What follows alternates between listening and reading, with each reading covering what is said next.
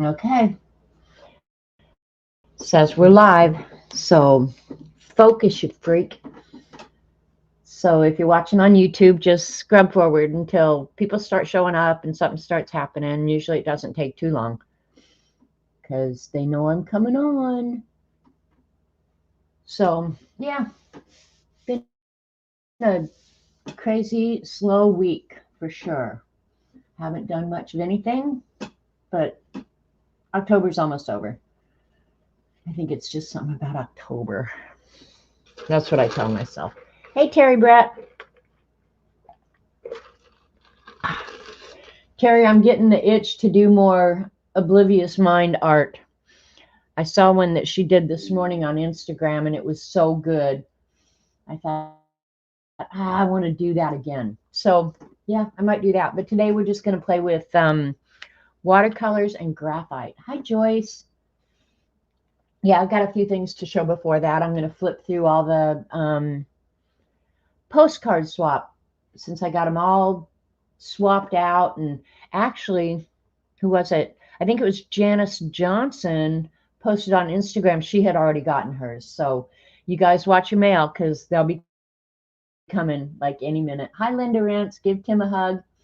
Hey, Bossy Butt. Hi, Regina. Doesn't she, Terry? It looks so damn easy. And I've tried to find out which paint she uses because I'm pretty sure she's not using just craft paint, which is what I would have to use. But yeah, I still want to try it again. Hi, Dee Dee. So, hi, Pamela. So yeah, watch your post office or your mailbox because your cards will be in there any day now. Let me see. I'm looking in here because I'm not sure if these are still some more of the cards. There was so many. I think at the end of the swap, what I figured out is there were 41 participants.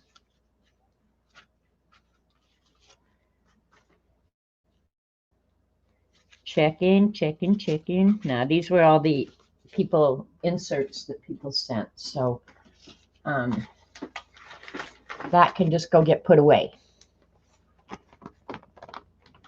Because when you send cards and stuff, I hang on to them. Did I say hi, Pamela? Yeah, hers seemed to hold its place really well, yet still move easily. See, that's what I'm thinking. So I don't know. I'm going to have to probably look around some more and see what is it that she does. Why does this stupid thing pop up? Okay, never mind. Hey, Barbara. Hi, Colleen. So anyway, yeah, we could get started since this is just really going to be a repeat. Look at this fat boy. Oops, hang on. Got something goofed up here. That's the fat boy package. Yeah, baby. Hi, Tina. Excuse me. And I guess Sharon came in. I didn't see her. Yeah, hi, Sharon. Hi, Barbara Clark. Hi, Kathy Berg. All right, lots of people coming in. Thanks for coming and hanging with me. Okay, hang on. All right, I'm not sure. I will say people's names. Why not? Why not? And hopefully everything's in here. I went through that other package, so hopefully you guys will be able to see them and remember how awesome they are. And I think I made sure that everybody's name was on the back. So, yeah. So I'll just flip through them really quickly. This is Becky at camp. She submitted 2. This was also hers. Her lettering is literally impeccable. I'm not kidding. Hi, Angie. So that's also Becky. This, I don't even have to look. I know it's Kathy Arbor. Hers, all of hers were so good. I had a hard time picking out which one I wanted to keep because I get to do that. Hi, Starla. And so I was looking at all of them and I thought, which one looks most like me? She won. Yeah, baby. But Kathy, yours were so good. So yeah, and she did use stamps and stuff. So that's Kathy Arbor. This was Lena. Again, Lena's were all so nice. This doesn't look like me. But Lena's were all so cute. It was hard to pick. They're all hard to pick, but a lot of them were the same, so I didn't have to agonize too much. This one was Devin because that's little Lucy. Devin, have you carved a new turkey for Lucy yet? Lucy could be a turkey for thanks. Oh, you don't do our Thanksgiving. Never mind. You already had yours. Okay, I guess Santa Claus is the next. Or you could do an elf, or you could do both, right?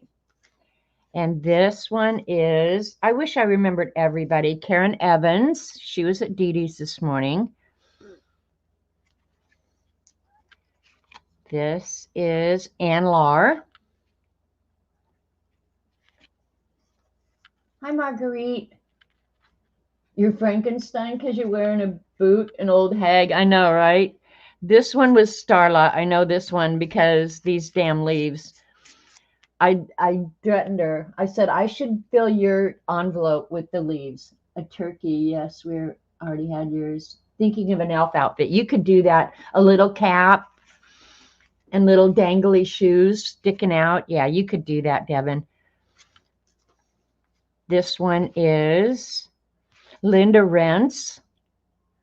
And Linda's and Tim's were all different, so I just randomly picked one because they're all good. And this is Tim Rentz. And this is Terry Brett. Man, Terry's look totally printed. Very cool. Very, very cool. Trick or Treat. I love those cutouts. This was CB. And if you got one of CB's, and I wish I could have given everyone one of CB's because she has this little packet of images in the back. I will never take those out. They will stay there forever. But I love those little cutouts. And this one is Anne Marie Davis. And if they didn't put their name on it, I went ahead and put a sticker on it so the recipient would know whose they were. So that's Anne Marie Davis. This one was mine. A Ghoul Gallery. And this one was Dee Dee's.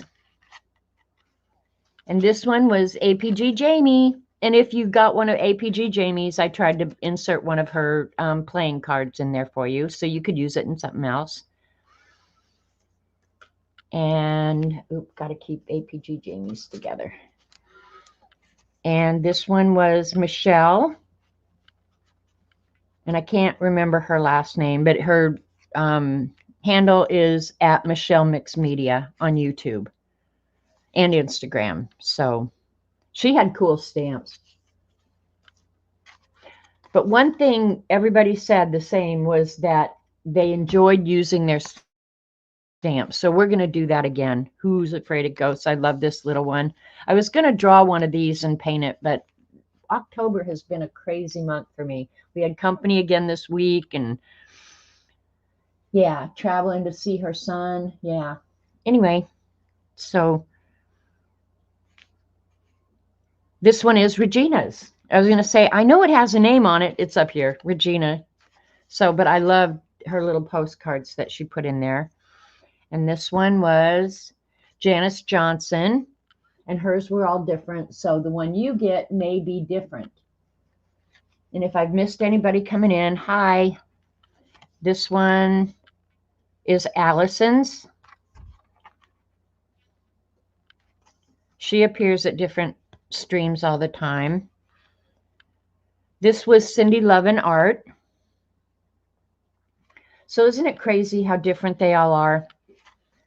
This is Sharon's because Sharon sent me some of these characters that she cut out. And she actually fussy cut mine because she knows I don't like to fussy cut. But they're so cute. But I know that's Sharon Lombard's. She looked like me when I was younger. And this one is Elisa. Elisa won at Dee Dee's this morning, which is cool. They're all so good. This one was Joanne Newman. How cute is that?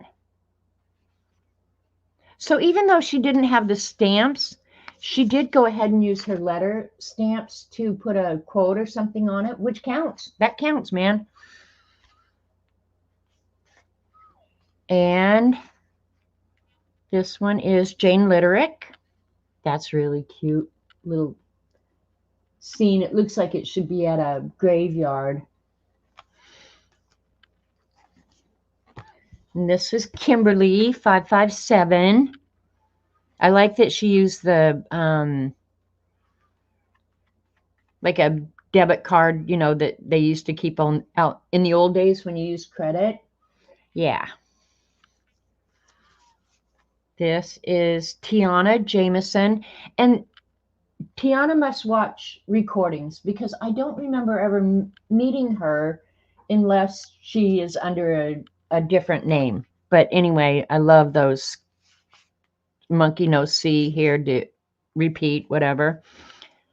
Love them. This one looks like it's professionally done. This was Queen Pam. I don't know.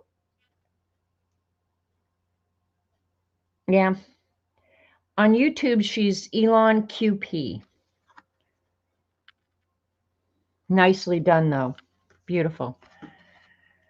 The Witch is in. Hey, Devin, you want me to send this to you and you can put it in your window? This is Ruth Edwards. The Witch is in. I just pick on Devin because I can. Too cute to spook. Jeannie, homeschool mama 4, I think. Cute. Boo to you. This is Patty Marshall, who is a friend of Kathy Berg's, and I'm really glad that she joined us and participated. That was fun. Mama 4, yep. Come on. This is Charmaine. She appears commonly at Dee Dee's. Aren't they all so different and so cool? And if you love Halloween, this is perfect. This was from Sista. I had to write on hers. Her name is Cynthia, but in chat she always appears as Sista. And her brand name is Sensibles with a C, C-Y-N. It's really cute. And this is Glittery.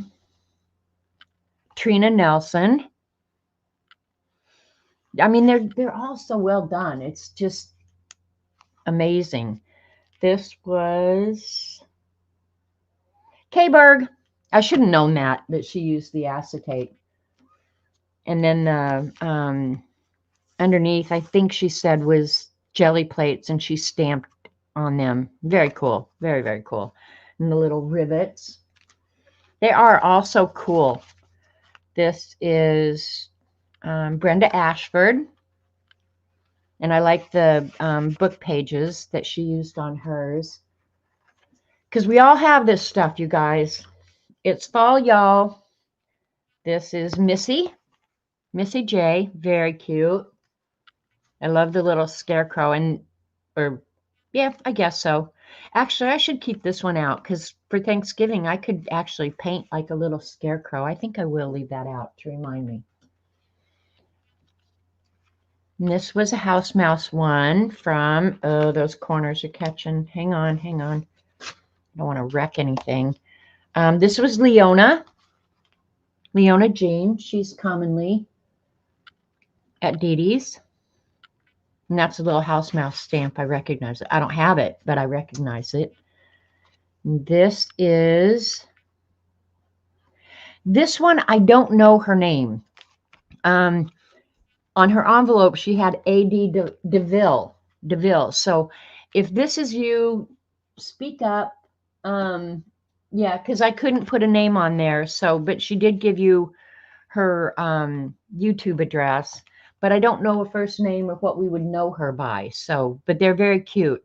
And she had all these little trick-or-treaters in different outfits. It's very cute. This is Dawn P. I think her last name is Pfister. I hope I didn't screw that up. I might have. Who knows? My memory's just pretty sucks. And this was Zen Jen. Did collage and then stamped leaves and stuff. Very cute. Very, very, very cute. And then this one was, I also wasn't sure about her name. It came in as R.C. Cole, C-O-L-E. These were a little difficult. And in the future, I think we're going to be more mindful about really insisting that we don't use dimensional stuff, because the envelopes that people send in are not always going to accommodate dimension. So on a swap like this, we try and keep them pretty flat. I mean, like Kathy Berg's with the corners were no big deal, or the rivets and the whoever used the corners, those we can accommodate. But when it's got beads and stuff like this, it's really hard. I worry about that going through postage equipment and stuff like that, that it's going to rip and tear the other pieces of art. But there were a few envelopes where I felt like I could accommodate this. So I think in the future, we're going to be really mindful about that. But I thought the cards were really, really cute.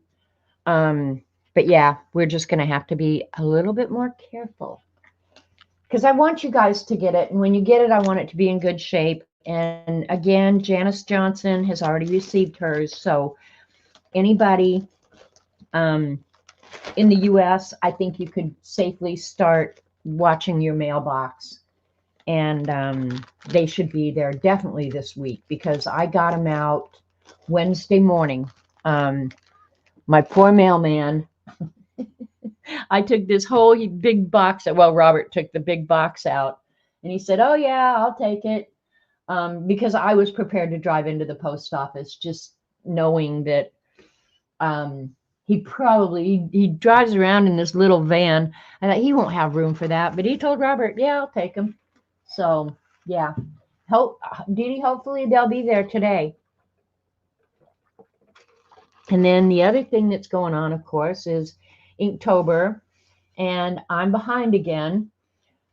Just when I think I've got everything going good and I'm all caught up and everything, along comes something unexpected. And I really love this week's unexpected surprise, because Jackie came back, Robert's daughter came back and stayed the night. And then we went up and had dinner with her son, and then stayed most of the next day. So it kind of kills 2 days, but I don't mind at all. I'll be happily behind. How about that? So this was my Zentangle for the 22nd. This one was really fun to do, and I wouldn't mind doing this on stream so you guys could see how really easy something very cool, because I do love this one. I just like the way it came out. I like the layout. I just like it. So yeah, if you wanted to, I would draw this on stream so you can see how really easy this one is to draw, shade, everything. And then this one, I was really in a hurry, but I've had this set aside to draw, and I didn't know where I would put it, but I thought, oh, I'm going to put it in my Inktober book. You like this one, Terry? I do too. And it's so simple. I mean, I wouldn't mind a whole journal cover with nothing but that. And then varnish it like Dee Dee does. I would love that. So that's the end of the third signature, and now I'm into the fourth. So, and there's only probably a couple done in here. And this one, I just took a design that I had drawn 1,000 times, but I like it anyway. And I especially love this one. I can't remember what it's called, but it always looks good.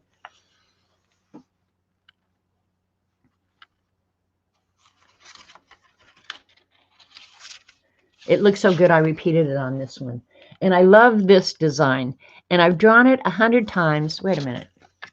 Yeah, I didn't skip anything. I've drawn it 100 times, that I've got to find a better way to draw it, because every time it trips me up, and the width of my interconnector things is never the same. I mean, when you look at it, you can't really tell, but as I'm drawing it, I can tell. So, yeah. So that's up to the 26th, and now I'm officially 2 days behind. Woot woot. But it'll be a very cool little book when I'm done. And again, I have not been posting on Instagram because I suck that way. Thanks, Bossy Butt. You gave me a fat finger, Marguerite. You're so nice. You might be behind with them, but you do it. Thanks, Terry. Yeah, you know, in the past, I would have been kind of just a nervous wreck about being behind, and, you know, I wish it was better or whatever. I would have really been on myself. Hi, Debbie Epps. But this year, I'm just like, if I get it done, good on me. If I don't, oh well, I'll work on into November. But I will get 30 done or 31 done. But I'm not going to sweat it. I can't, because the time that I've spent doing the other things that needed to be done were so worth it to me that I didn't really care. I really don't care. And then the only thing I got from Amazon this week was, and I'm going to blame that damn APG Jamie for this. She sent me a video about this Kuretake fluid graphite. And I when I saw it, I was just like, oh, I need that. I really need that. And it's in this cute little bottle. Looks just like the mica gold. And I love the mica gold so much that it was just like, oh, I will probably love that. And doing Zentangle, if there was, you know, if I could use something like this in place of the pencil and smudging it and stuff like that, I think it would be cool. But it turns out that this is high viscosity material, man. I'm not even kidding you. When they say that it's high viscosity, let me get out a palette knife here. If I can find one. They're back behind me here. Let me show you. We're going to play with it, though, because I haven't really had a chance to play with it. Hi, Deb. I mean, it barely runs. And when I went in to stir it up, it was literally solid on the bottom. I mean, I had to really work. But look at how thick this is. I got it thinned down a little, but look at that. So it's really viscous. And I haven't played with it much. Of course, I had to put a paintbrush in it. But yeah, since I really didn't get a chance to play with it much, I thought, oh, I'm going to make you guys be my guinea pigs. Hi, Zanjan. I just showed everybody's cards again. I can see the comment. So yeah, we're going to play with that. And so while I was thinking about how I was actually going to play with it, I did watch a couple videos. And most people were just, you know, checking it out, much like I was, because I wasn't exactly prepared for what I got. Not the least bit unhappy. And it is water-based, so I can get it just as fluid as I want it, but I'm not going to alter what's in the jar. It's just going to stay thick. So I was thinking about that because I just recently, excuse me, had bought the Kuretake graphite colors, and you get 6 of them in this container, and I like them very much. Don't show up on black at all, but no shimmery or anything in them. So I thought, you know what, I could use the liquid graphite or the fluid graphite to make like an entire set of the graphite colors, because, and I'd forgotten about this one, you guys, that sucks so bad when you have so much stuff. Hi, Judio. That you literally forget what you have. And I'm not alone here. I know each and every one of you sitting in chat right now do the same thing. You'll go through your stuff and you'll go, oh man, I forgot about that. And I honestly think these were a gift from Wolf Princess Amy. And I don't know that I've ever really used them. But these are actually ink. But they look very much like the graphite watercolors. So I thought, oh, I'm just going to throw them in to the experiments and see. And they all pretty much copy the same colors, you know, red, yellow, green, blue, purple, brown. Did I say hi, Judio? I'm sure I did. So yeah, I had completely forgotten about this. And they come in the big pans too because they're from Japan. Those Japan people are really smart about putting stuff in the big pans, because I love all the Kuretake stuff that I've bought, but my favorite thing about all of it is these great big pans. I'm wondering that too, Devin. But after this, you know, hopefully if my experiments work out today, if you guys like the look of the fluid or the graphite colors, if you buy the fluid graphite, you could use it with any product you have, really, and turn any color into graphite. So we're going to see. And then, of course, I have the Derwent Graphitint, and I also have the pencils in these. So they have a larger selection of colors, and I do love these paints. I have to say, I love the Graphitint. I've never been sorry for a minute that I bought them. I know, Zen we're all that way. Even if you catalog it, yeah, you got to have it sitting out where you can see it, or you won't use it if you're like me. So anyway, those are the graphite kind of sets that I have. But then I got thinking it would be fun to use the fluid graphite and try and mix the colors. You have the Derwent Graphitint paints, but not the pencils. Yeah, I bought the pencils way first. I mean, it took me a long time before I got this. But now I'm thinking, if you guys in chat don't have any of this, if you bought the fluid graphite, which I think it was like 13 bucks, you guys, which is still cheaper than buying any of these sets, would be my guess. So if you already have the, oh, I should have gotten out the Crayola watercolors too. I think I could find some. But anyway, I went ahead and got out just some regular watercolors. And I thought, well, I'll do the Kuretake, and then I'll try some with like Daniel Smith or something like that. But it would be fun to try it with the Crayolas. Let me see if I can find that quickly. Because you could literally turn Crayola. Oh, you know what? I think I put that in the kids' room. And wait a minute. All right, maybe these are the Crayola. All right, this is a real inexpensive set. So we're going to try those too. And my guess is it's going to work exactly the same. And then it's just a matter of mixing and playing. Enabler alert, yeah. And I'm not intending to enable you, but really, if you could use any, including Crayola, and just add a little graphite, you could turn this into really two valuable sets. So, and I actually was going to paint in the Art for Joy's Sake book. But then I thought, nah, I think just experiment, because I can always paint in the Art for Joy's Sake book. Let's do the watercolor. Well, no, let's do the Kuretake first. And I just made this little sheet so I could go ahead and do we're doing the Kuretake first because it's my newest set. Hey, View. Excuse me. Yeah, so let's try and recreate the Graphitint. Now, I don't know what red they started out with. So this is going to be like a chemistry experiment. If anything blows up, it's Dee Dee's fault.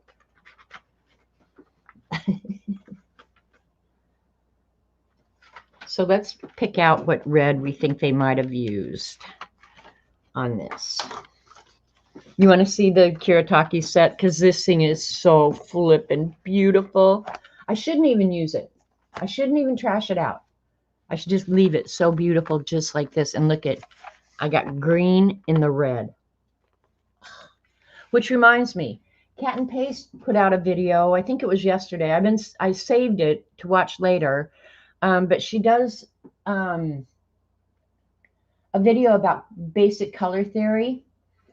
And then while she's talking about it, she's coloring just some circles to turn them into spheres, and using the complementary color.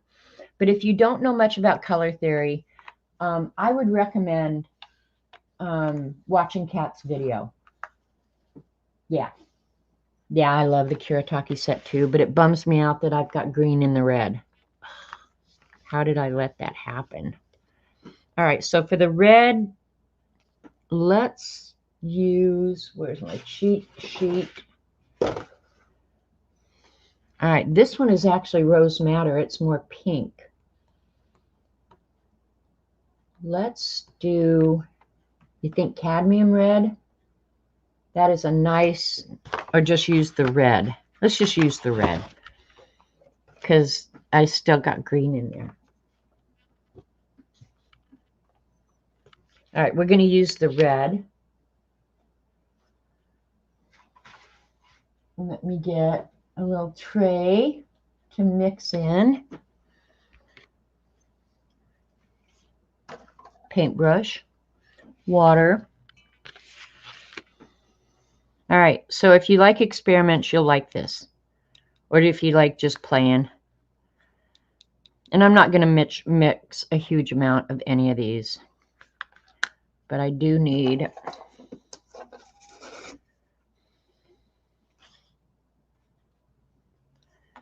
make it a little bit darker. And of course, I don't know what their ratio is. We're just going to add a little bit. And I think I'll do it this way. I haven't really thought this out, right?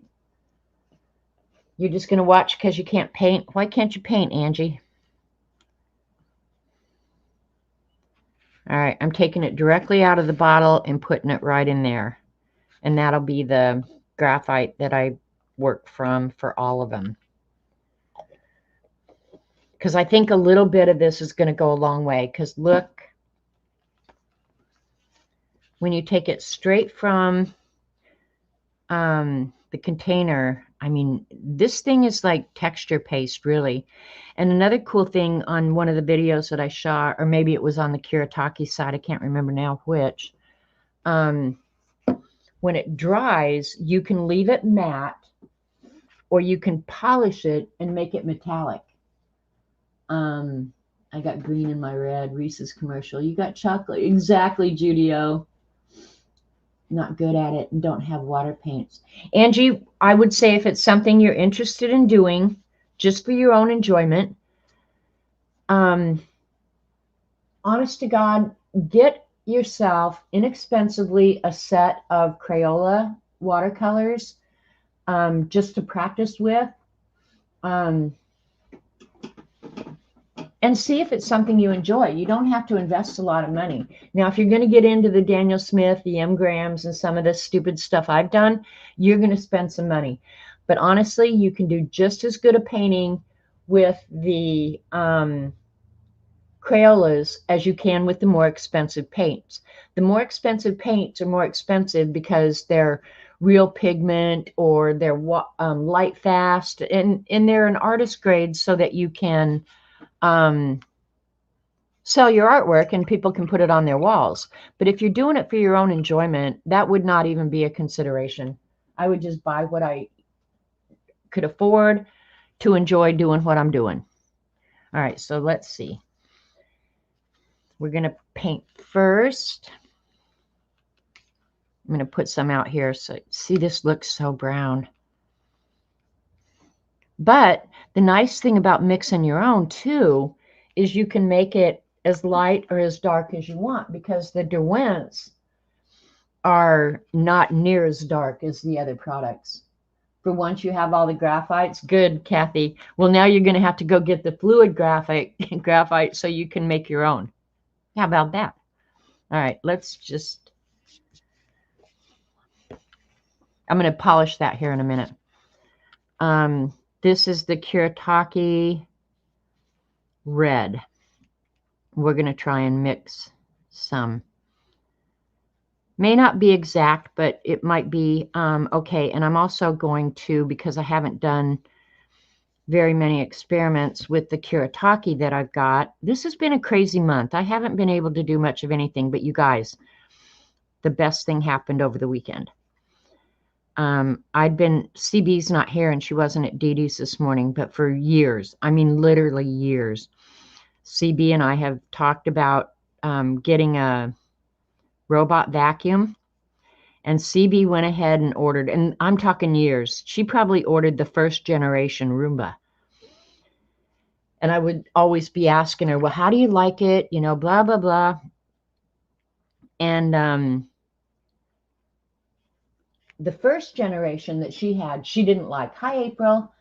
She didn't like it because she said every 2 feet it's stopping and telling me to empty the container. She said, it's driving me crazy. So, and at the time, I had a cat as well. And so I was like, okay, yeah, maybe this isn't for me because my cat was very furry. And yeah, I just thought, yeah, that's not for me. Okay, now it looks like mine is going to be red. And I don't know what they mixed with, so I'm just playing here. Anyway, so I talked to CB earlier in the week, and she said, oh, she had gotten a new one. Hi, Jane. Hi, April. I think I said it. Hi. She said she had gotten a new one, and I did pretty good just mixing with that regular red, you guys. All right, I am so sold on this now. But anyway, she said I don't know, she bought the 30-day or the 60-day, whatever, but she was much happier with her vacuum.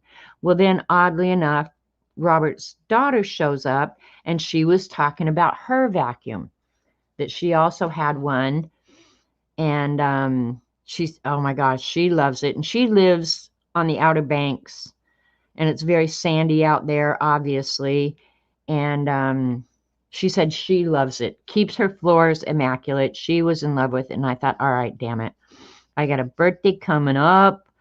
I've wanted one for years, and and my cat's gone now, and I've never just pulled that buy button, right?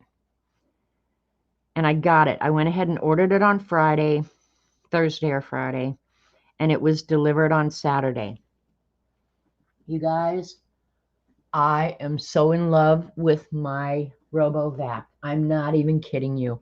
And it was on sale, and I didn't order the most expensive, but I got one that I thought would work well for me with 30-day emptying and stuff like that.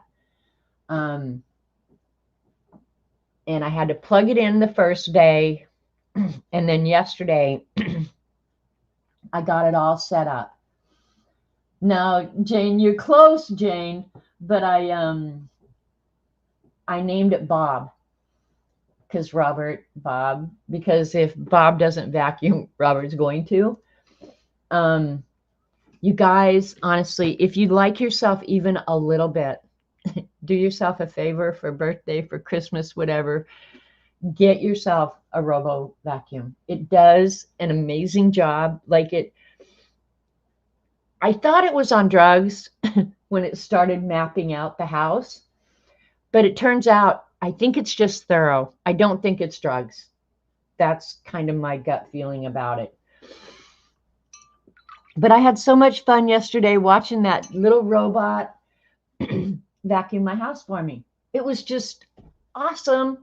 And it's not terribly noisy. There's just no downside to that bad boy, is what I can think. All right, I don't know. I think my ratio to red graphite was not the same, but it's okay because you can mix it however you want it, right? I think I'm really happy with this. Now, how often will I use it? Given that I do a lot of abstract art and I like kind of the muted colors, I think I'm going to be fine. I think I'm going to be just fine with it. So, yeah, that was the cool thing that happened yesterday. And again, this is the Kuretake right out of the Kuretake pan.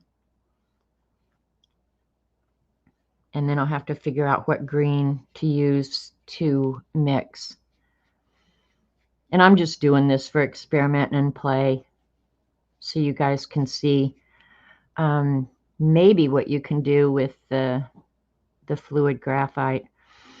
I think if I want to draw with it, and I haven't attempted that at all yet, I think I would put it out in the pan like I've done here and water it down and then put it probably in the fine liner pen. And I'll do that hopefully sometime this week. It's been too crazy around here to get anything really done, or to start anything new or try anything new. But I do love how the graphite colors create amazing blossoms. If you like that, change its name to Dee Dee. No, I like Bob because, see, I like the muted colors too, Dee Dee. I don't know, because I've always called Robert Vaughn.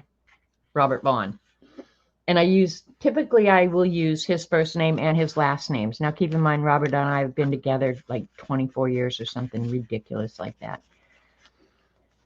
But my mother always called Robert Vaughn. So I call him Robert Vaughn. But everybody who knew Robert pre me called him Bob. Everybody called him Bob. And then I started calling him Robert. Well, now he's become Robert. So, yeah, it's essentially naming him after, or naming it after Robert. All right, let's see. I think for this one, I'm going to use the sap green. I love the sap green, not just in the Kuretake paints, but literally in any paint. Sap green is an awesome green for mixing, for using full strength. There's no downside to sap.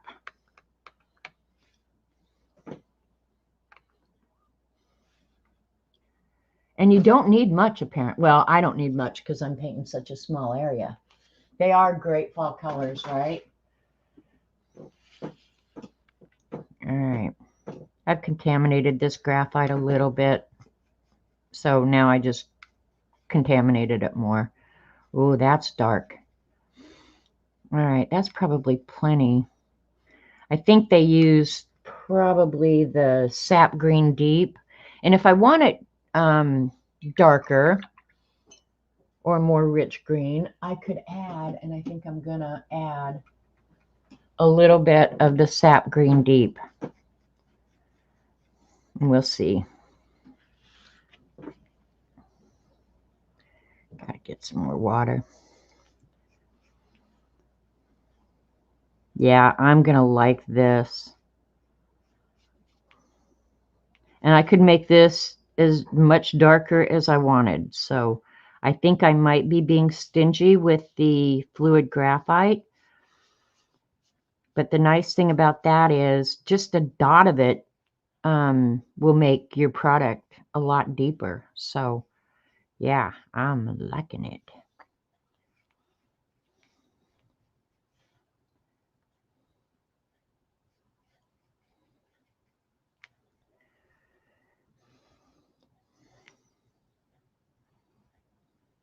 So I was hoping CB would show up so I could tell her she sold me on the vacuum and I bought one.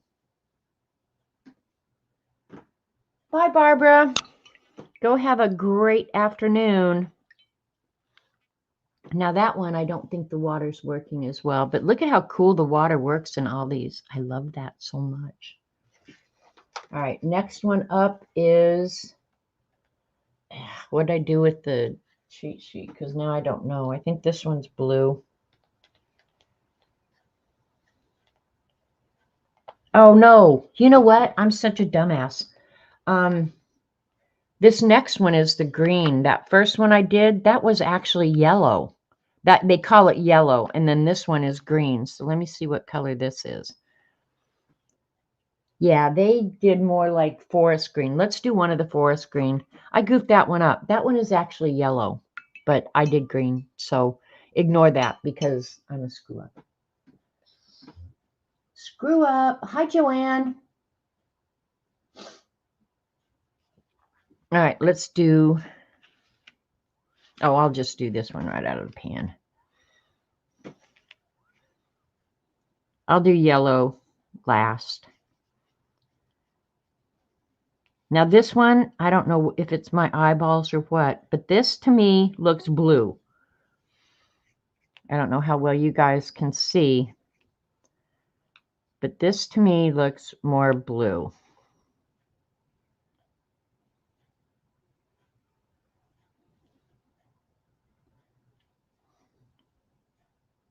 Guess it's just different shades. Who knows? It's so windy here today. This is more like Oklahoma. We are definitely in fall. And I dread daylight savings next week, you guys. Ugh. I hate when it gets dark at 4 o'clock in the afternoon.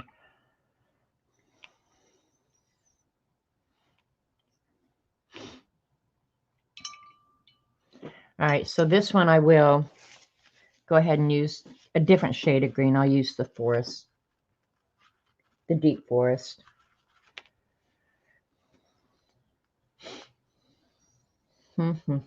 No room around here.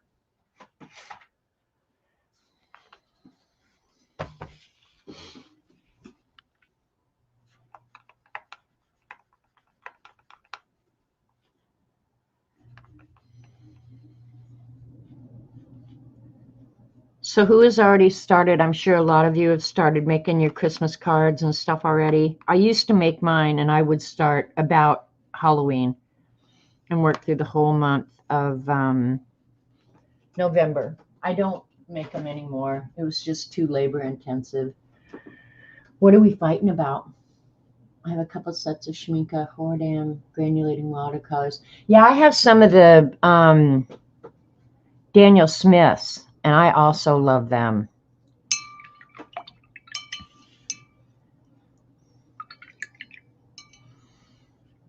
This forest green in the Kuretake to me reminds me more of like a Viridian green in other sets. Oh, that's dark. I got that bad boy dark. But let's see how we do.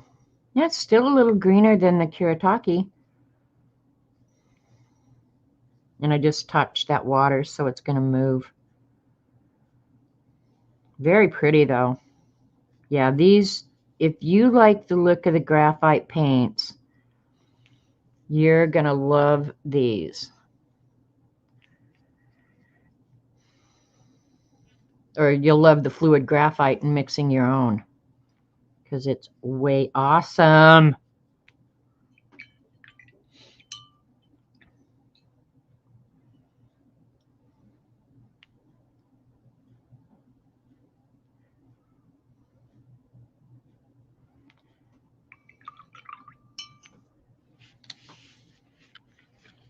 I don't know. Well, this one is definitely, well, the reason this one's so different is because I didn't use yellow. But I didn't do so bad on the green. I could just add more graphite, and I think I could mix that almost completely. Let's do the blue.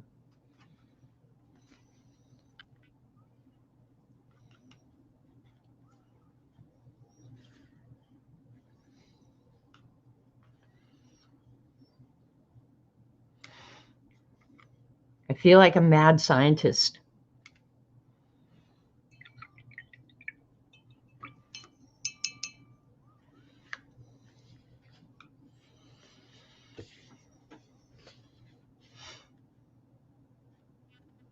Did I just, yeah, I did.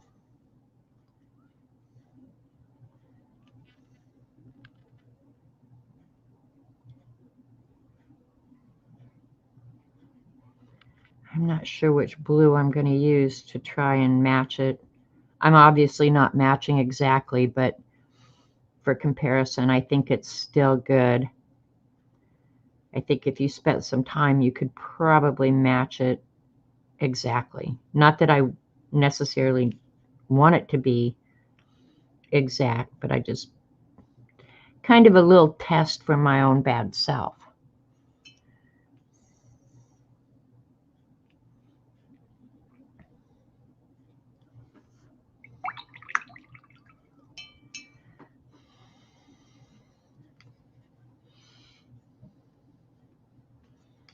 I'm just putting this back in the pan. Let it evaporate so I'm not wasting and I won't freak anybody out in chat.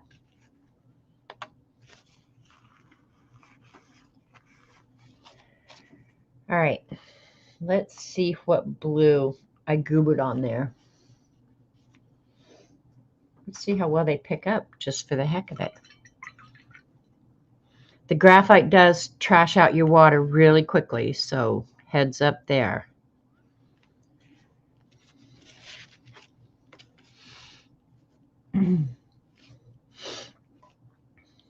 All right, which blue? I'm thinking we're going to go with an indigo blue. I would probably, yeah, let's go with indigo. I'm trying to be as close as I can, so, except on yellow. I didn't want to do the yellow, apparently. I am too, Jen. We're going to do that in just a minute. But I just wanted to kind of mix just for the heck of it. Now I've got to find out which one is actually the indigo on here, because they all look black to me.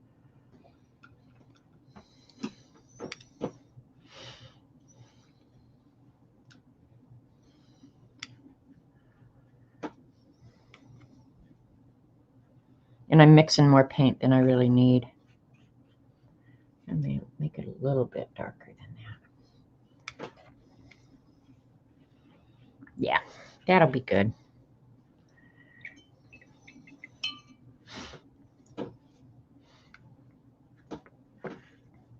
And I'm just taking the end of the paintbrush full, so this is not exact science over here, okay? Oh my gosh, I got that one dark. You know what? This one I may have matched exactly. Let's see.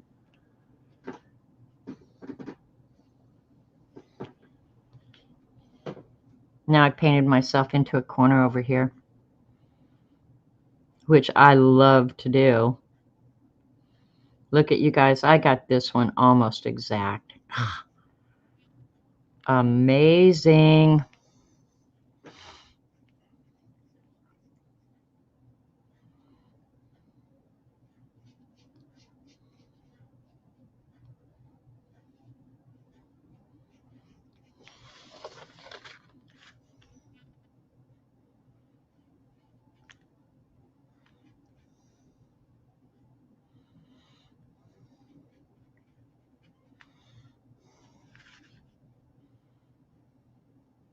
Give myself these little spaces to paint in. Yeah, that one, you guys, I think I did almost. I mean, if I'm not exact, I'm darn close. Indigo is also one of my favorites, Devin, especially if you're coloring or want a shade or something. Indigo is honestly one of my favorite colors. And if you saw the color of the walls in the room where I art, they're either you would call them indigo or dark navy. My walls are all navy in here. Mine too, Zen Jen. Blue is my color. My total color over here. Now one weird, well, I can't really say that. I was just going to say, see, the water's not doing much on this one. But up here, the water is behaving a lot the same. And so I imagine if you did something like this and you wanted to use salt or something like that, it would work awesomely. The next one, and there's only 6 of these, so we're almost done with it. And then we'll start playing with some alternative paints and colors.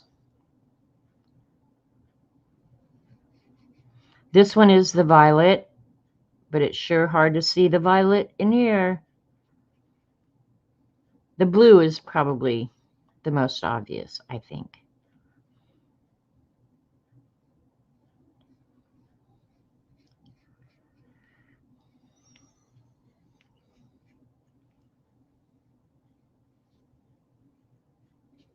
But I did a painting. I wish I could find it right quickly. Of a painting I did, and it was an experiment, much like I'm doing today, because I like me some experiments, where I did the exact same painting with one of the artist grade paints, and then the exact same painting with Crayola. Oh, you know what? I think I just remembered where it is. I'll find it here in a minute. And honest to God, as far as quality, now the art is just the art, because I'm as limited as I'm limited, right? But the quality of the painting, when you look at it, you can't tell that one is painted with Crayola. Hi, Vale. Hi, Kitty Jen. I might see what I have for cards and if there's enough left with envelopes.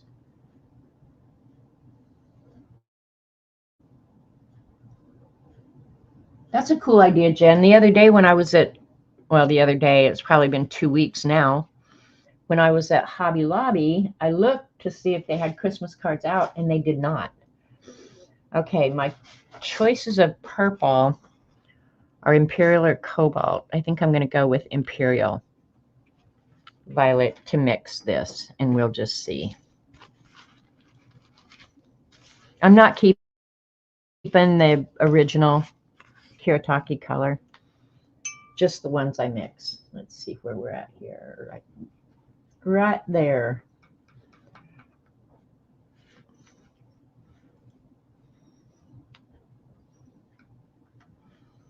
If you like playing, watercolor is a ton of fun, because there's always some other way to try it, or new product, or yeah, watercolor has been really fun for experimenting and learning new things. And there was a time I would have said, nope, not ever going to mess with watercolors. Don't have any desire, don't want to screw with it. Look at me now. Yeah, this is to me, this is a fun experiment.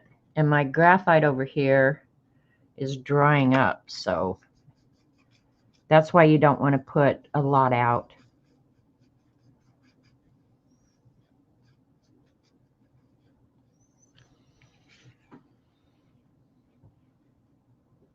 Okay, I think this one, if I'm going to match it exactly, I need a little bit more graphite.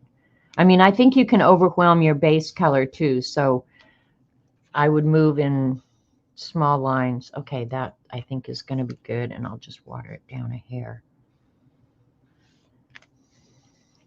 Oh, this one's prettier than the Kiritaki one. Kiritaki needs to call me. Of course, if it's not way different, they, who knows how many they'll sell.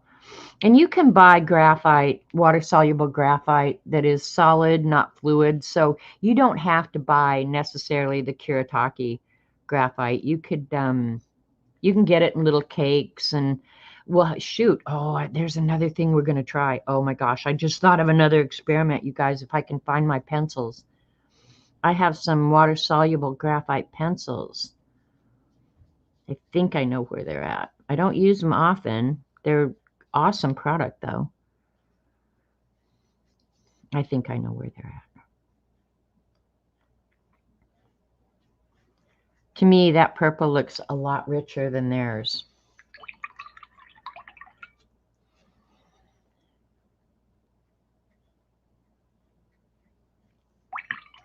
All right, the last one is brown. And then we're going to play with Crayolas. It is fun to play, especially when you got new stuff. Why not?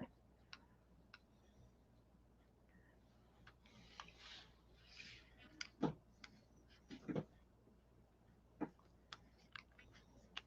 right, I'm using these for the most part, and I've got to stay away from that because it's still pretty wet.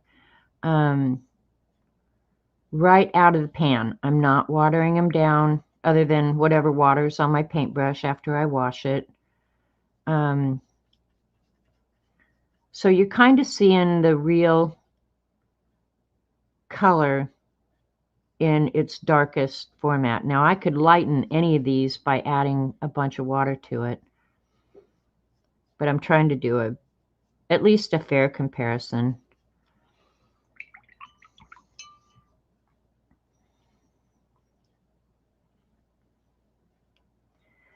But anyway, I think me and Bob are going to be best buddies going forward. The problem is my house is 3 stories. Now Robert has to take care of the basement. I'm not allowed down there. But I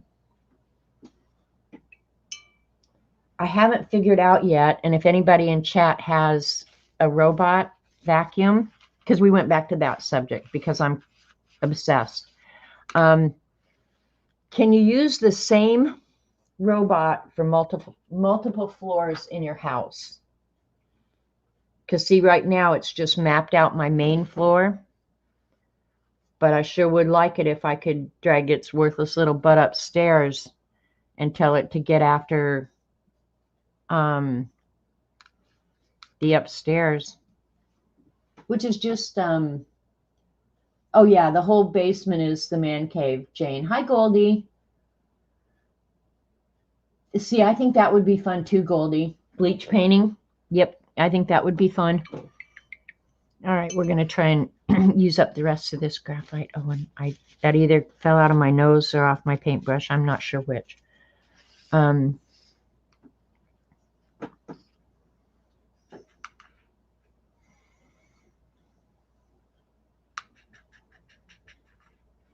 I might have to get some more graphite out. Let me add some water to it. Now, depending on how thick you use that fluid graphite, I did do an experiment on that. You can move it after it's wet, so it's not permanent until you get it pretty thinned out. Yep, I can't tell. I'm going to use it like that. And I'll get some new out in a minute.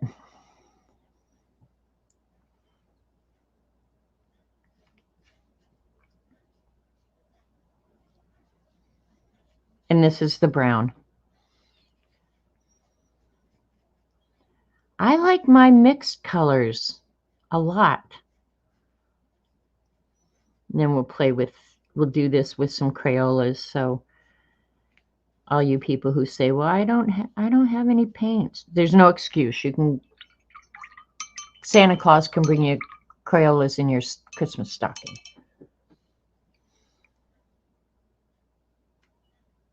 And the reason I'm dropping the water in is, 1, I do like the blooms, but 2, you can see kind of all the different shades of that color. Hi, Desert Nana. It will make a separate map. Then you can name the rooms. Okay, so I can. Yeah, my other brother Bob. Yep. What was that from? That was a good show. It was wasn't that a take? Oops, didn't want to do that. Wasn't that a takeoff of the Daryl was the guy's name, and that was a takeoff from the Bob Newhart show. I love Bob Newhart. Yeah, this is my brother Daryl, my other brother Daryl. Yeah. Okay, you can, Janet, you name it as a separate floor. Okay. Yeah, baby. And my upstairs is gonna be clean just like my downstairs. I'm loving it. Loving it. These are cool. These are very cool. Hi, Joan. Yeah, my other brother Daryl. Yep. I love Bob Newhart. He died not very long ago, didn't he? He resembled my husband. My husband was darker and taller than him, but the balding and when he'd get a 5 o'clock shadow, he definitely resembled my husband. All right, so those are all the Kuretake colors. Now And I don't think that, you guys can argue with me or tell me I'm full of crap in the chat, because I love when you do that, especially Bossy um, but I didn't find the Kuretake paints. Now, they were expensive going in, but you got 48 colors. And I think it was just about $50. So you were paying $1 a color. To me, that was really, I thought, affordable I think the quality and the amount of paint that you get. $1 a color to me was really good, because you figure if you go in to buy a replacement Prisma, what are you paying now? Well, back in the day when Prisma was the only really good pencils around, or only the ones I knew of, you were paying like $1.40, $1.50 for replacement pencils. So in my mind, $1 a color was not that prohibitive. Now I think they've come down because they have so much competition that you could walk in and get a replacement pencil way cheaper, way cheaper. All right, now we're gonna play with, and I'll get a different palette out. I'm gonna have that wet one everywhere before I'm done, because that's what I do. We'll use this for the Crayola crayon ones. Let's start with just the red. I'll use this red.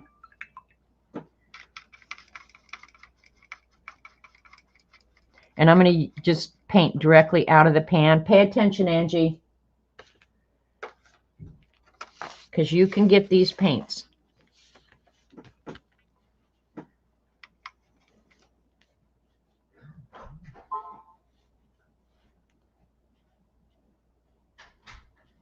Anybody can get these paints. I think they're available at Walmart. You could try the Rose Art too. Or they've got another brand now that is a student grade, and they're very cheap at school time. So, but now there's so many, like the Grabbies, and there's so many products out there that, yeah, you can find something affordable. Every one of you can. And I don't necessarily recommend the artist grade. I just indulge myself because it's kind of like L'Oreal. I deserve it. All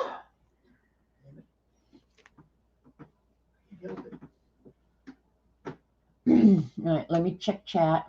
If I look at prices when I find some excuse not to purchase, so now in my old age. See, Barbara, I think we all get that way. Where in my old age, now I don't argue with myself. Now, I did over that damn Bob robot, but now that I got it, I could kick my ass that I didn't do it years ago. Do you know how many hours I've spent vacuuming when I didn't need to? Hi, Dorothy. I could have bought that years ago. You don't like the Rose Art? The pigment load is lacking. Okay, now see, there you've got a recommendation. But look at this Crayola. I mean, you're not getting an enormous amount of paint in the pans, but they're, I don't know, probably a 1/4 inch thick pans that you get. So for the price, I certainly would not complain about that. But I'm going to do it just the exact way, where I'm dropping the water in. Crayola blooms just like the others. Now I'm going to move this for a minute. I'm going to take some of that red.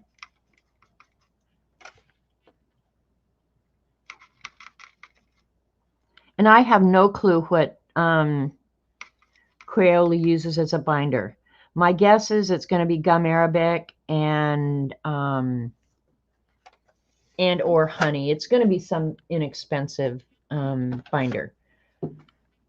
And their colors are probably dye, not pigment, but you can still play. And then if it's something you really enjoy, well, there you go. Justify buying yourself something a little bit nicer.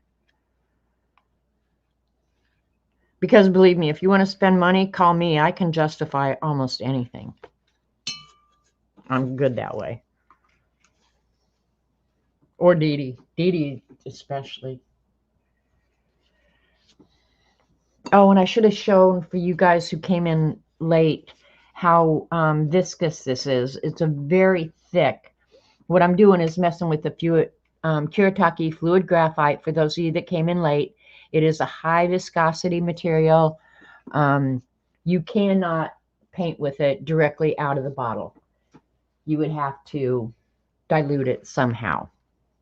Okay, so I'm just going to take a little bit because I don't know what to expect. And I'm going to assume that the products are somewhat compatible.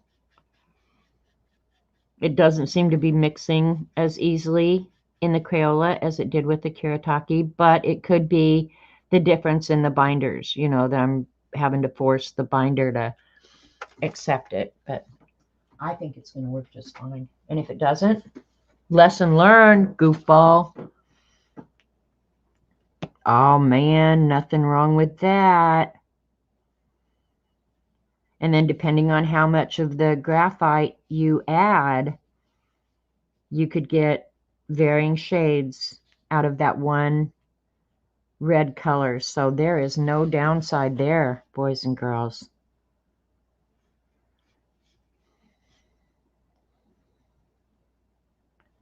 And I would say it maybe, you know, maybe if I spent a little bit more time mixing it, because it looks like it's a little bit streaky or it's separating out, but that is not necessarily a problem for me. We'll see when the water drops in, because that graphite is obviously very heavy. Let me pull you down so you can see a little bit. Isn't that cool?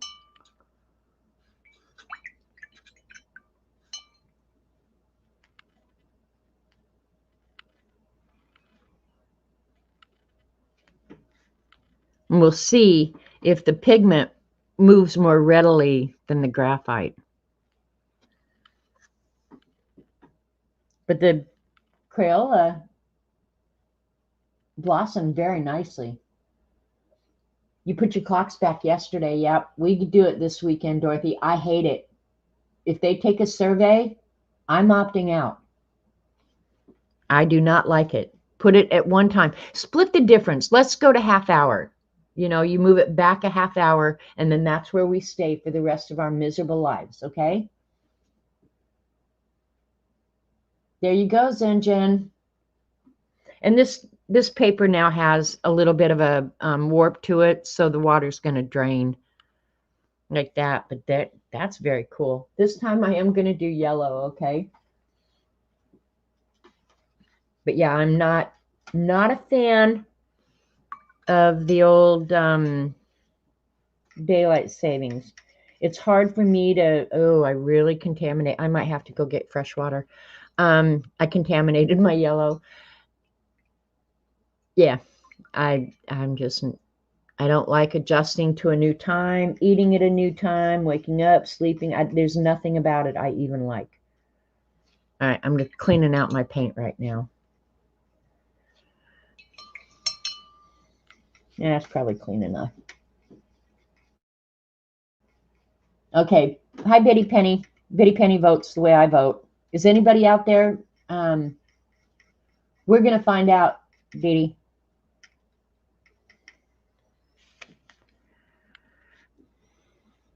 Contaminated my yellow.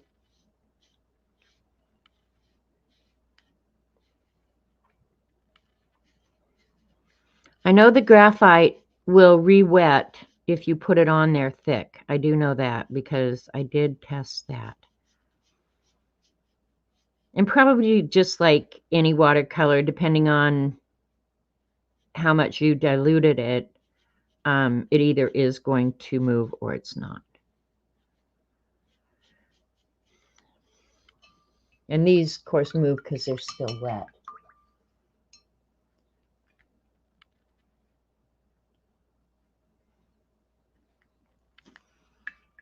I love experimenting with Crayola.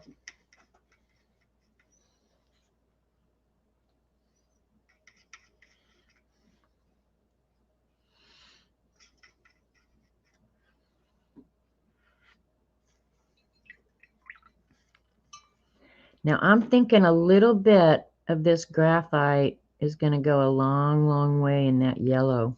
We're going to find out. But look at how, let me get this over here. See how that red in the pan is? It looks like the graphite and the color is separating somewhat. And the granules of the graphite are really quite large, and I didn't see that before, but I can tell it now with the Crayola binder that the pieces of graphite are really quite big. Kind of surprising. All right, mixed with the graphite, it definitely takes on a green tint, doesn't it? More like this up here. But that's nice. I actually like that a lot. Oh my gosh, the possibilities are endless, you guys. Now, if you're going to do this, you're probably going to have to mix it every time you pick up a new brush full. Otherwise, it will just separate. But that's okay.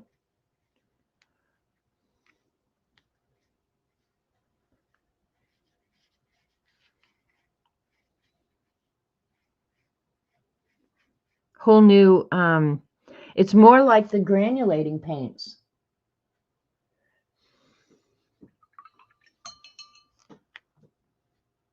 Because in the granulating paints, if you buy the Daniel Smith granulating, they are the actual pigments, and you pay dearly for those. They're pretty pricey paints, but they're way, way cool.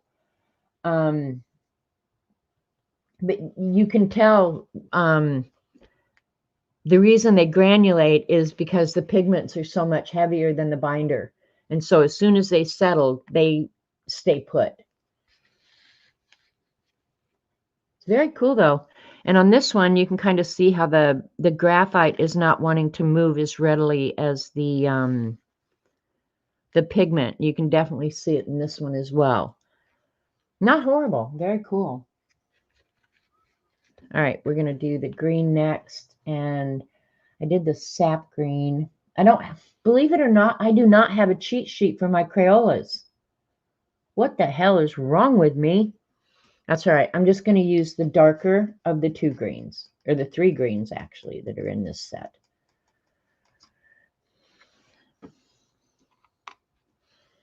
Yeah, this is going to be more like the forest green, what I call Viridian.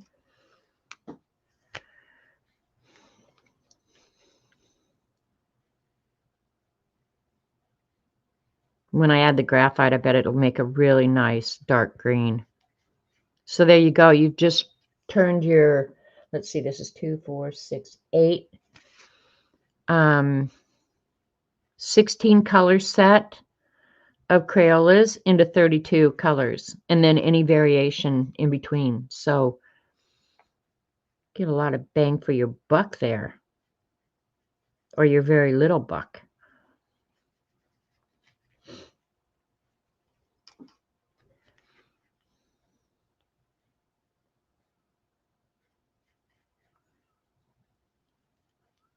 I'm trying to get it on there pretty thick.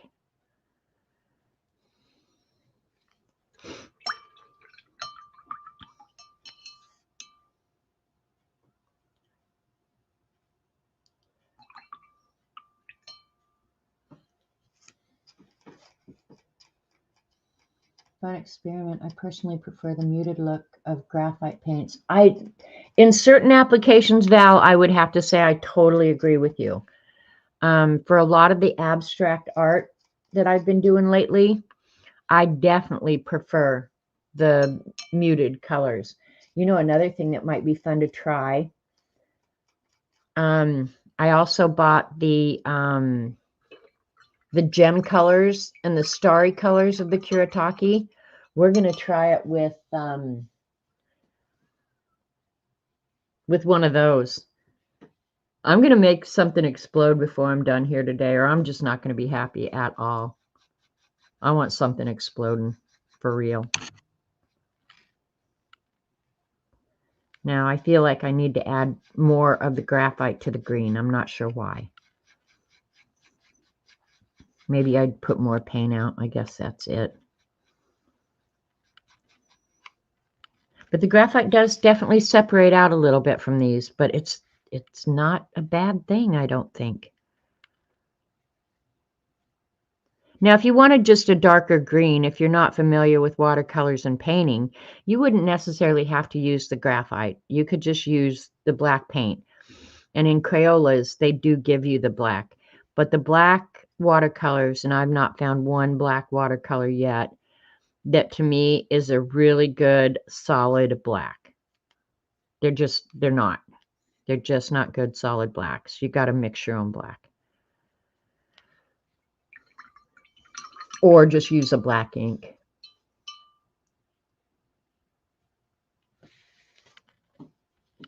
Very cool. I'll bring you guys down. You can definitely see in the yellow where the graphite has separated out from the pigment, but that could also have its own appeal. I'm not seeing a downside here, but it's not as smooth as these. You can obviously tell, right? And I don't know that I need to do all the colors, but we're going to do it anyway, just because we can. We're proving a point to Angie that you can do cool stuff with Crayola. I can't tell if that's blue or purple. Let me look here. I think it's like an ultramarine. Yeah, see, it's like an ultramarine. Depending on the light, it can look either blue or purple. So I'll use more of the cobalt color, which is going to look very different than an indigo for sure. But that's okay. I love doing experiments with Crayola. Daniel Smith, Lunar Black is good for mixing. True that, Goldie. Yep. I have a small amount of the Lunar Black left. I probably need to reorder. I probably need to do a Blick order. But since I bought Bob, I'm going to be laying off the ordering, even though it's my birthday coming up. And it wasn't that expensive, and I got it on sale, so I feel okay about it. I pulled you guys in really, really close.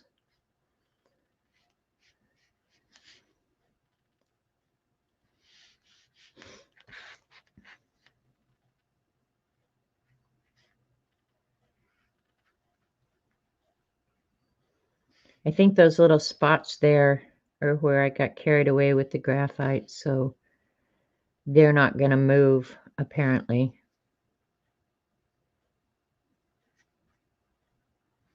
They just moved in and decided to stay.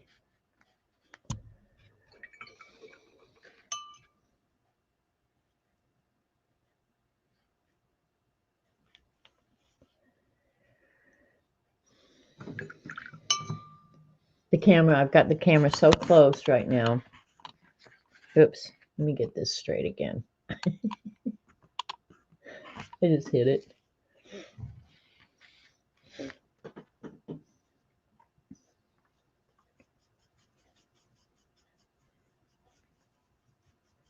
Ooh, I don't think this one's going to be very pretty. We'll find out. Blow or dry. Oh, maybe I was wrong. I got to stay away from that. That is really wet right there. I think I was full of it, you guys.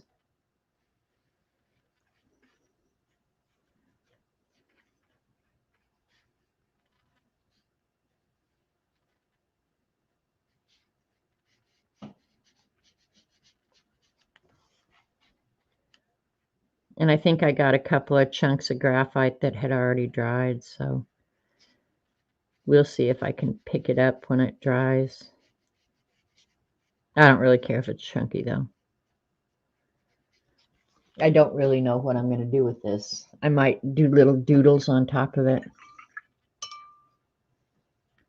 just for funs.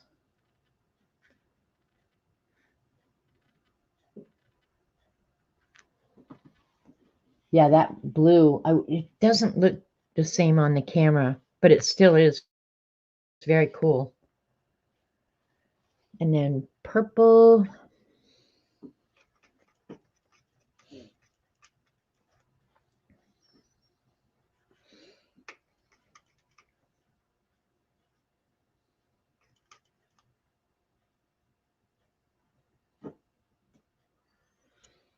But if you're going to use this, you will have to change your water pretty frequently. Yeah, contaminates your water. Come on.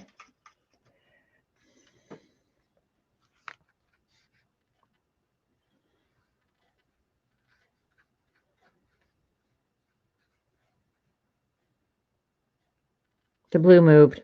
No big deal. I have worked myself into a little corner here. No room.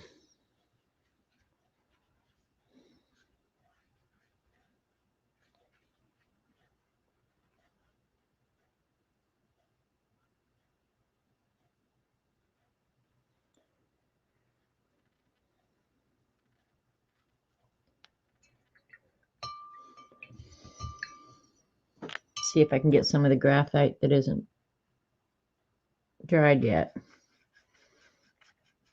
Oh, this one may be noticeable. Very, very noticeable.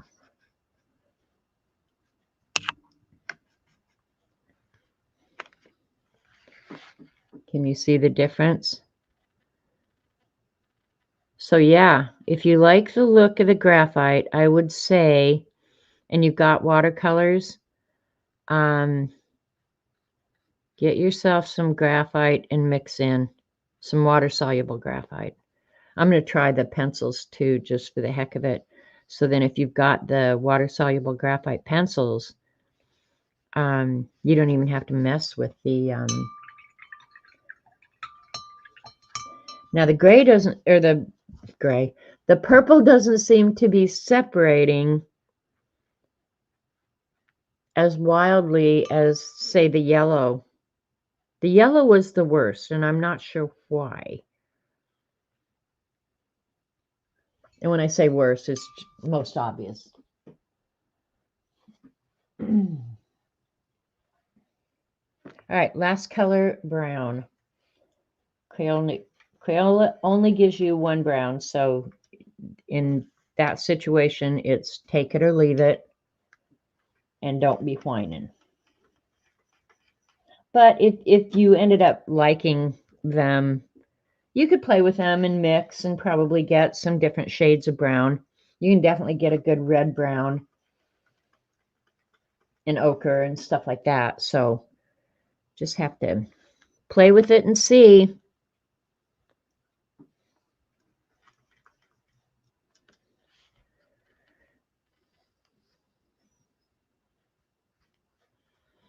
And I'm sure you have noticed as I've been painting that the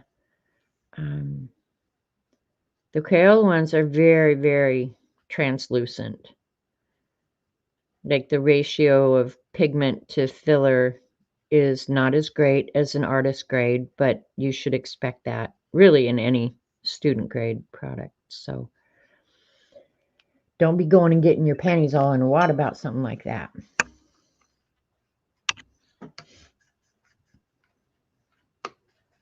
And I just used whatever graphite I had left over there. So yeah. Okay, see, you can make a much darker brown with the graphite. Nothing wrong with that.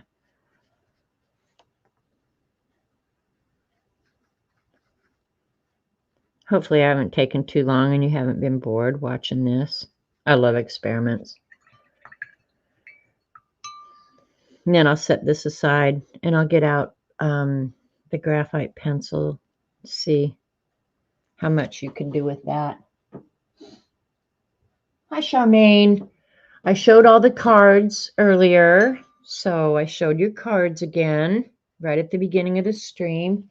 And right now, all I'm doing is experimenting with some watercolors and the Kuretake fluid graphite that APG Jamie made me buy because she's evil that way, and send me links to things that I don't really need, but then I convince myself that I need them, so I buy them. Watching paint dry has been the highlight of your day. Awesome, Jen. Yeah, the browns are nice, right?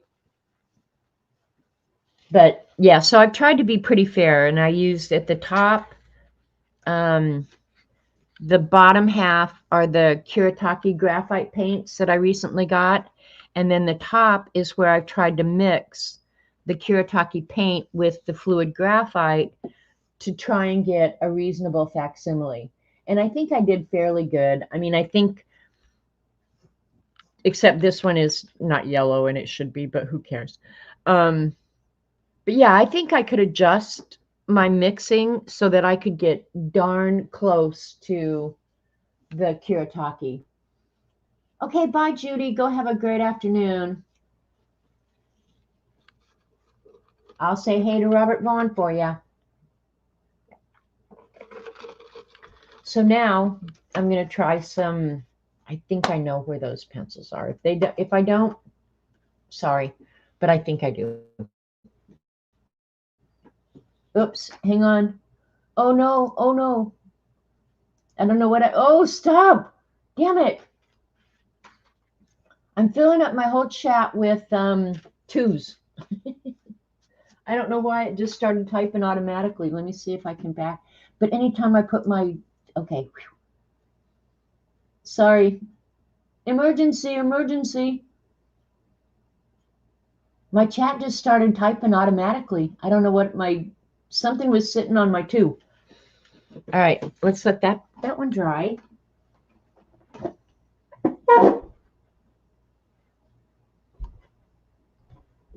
Where would I put graphite pencils?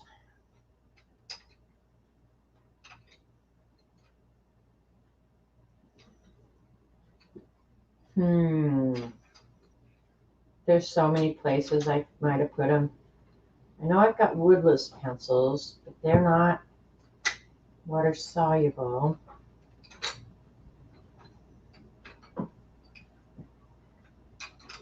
All right, well, I don't have to find them. I actually could use the, I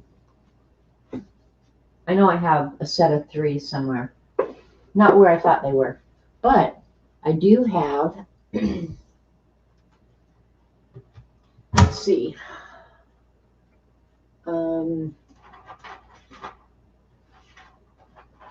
I think Inktense blocks, or I'll try the Inktense blocks.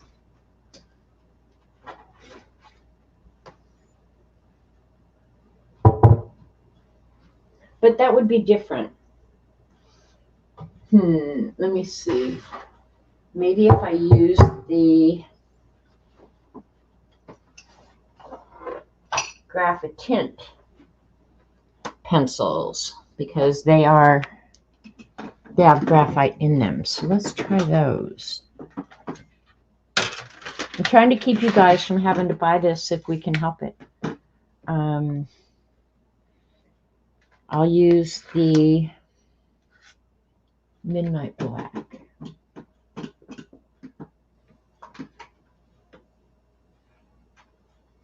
And just for comparison, since we've already got the Kuretake colors out, or have used them as one of the experiments, and I'm not going to do very many of these. I'll just, so we're going to use the Graphite pencil. I wish I could think where my pencils are, but it'll work just the same. Let me cut this in half.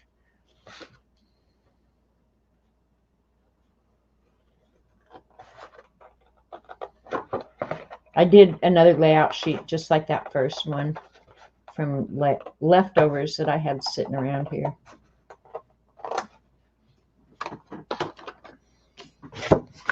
Now we're going to try the same thing. And I know which of the Kuretake paints I use. So,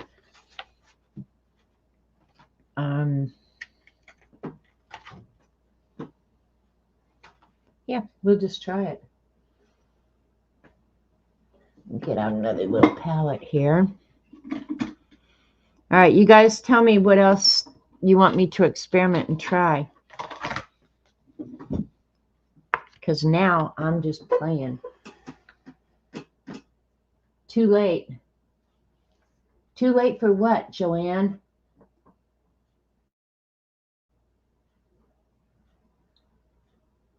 You like the first red and blue? Oops, look it. I moved it too soon. Oh well. This red and then the blue, the indigo. Now the bottom is the actual graphite tint, or the actual paint from Kuretake. And then the top is where I tried to mix it. So I mixed this one a little rich, I think. I don't know. I actually like all of them. But binder is definitely going to affect how they mix. I'm trying to save you money, yeah. But it's already too late. I'm sorry. Let's see. You know what? Before I do this, because my water is so nasty, let me go get some. Look at how the brown, oops. Every time, every single time. Oh, the metallics. I agree.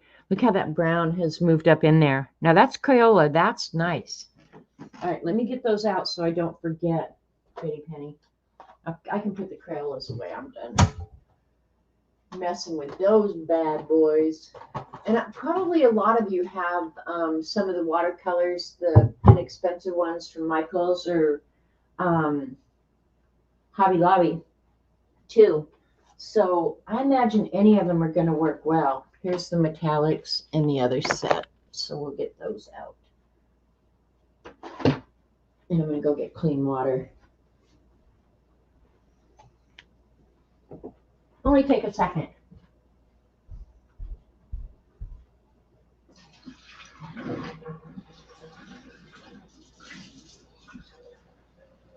Oh, Dee Dee, I tried the avocado experiment.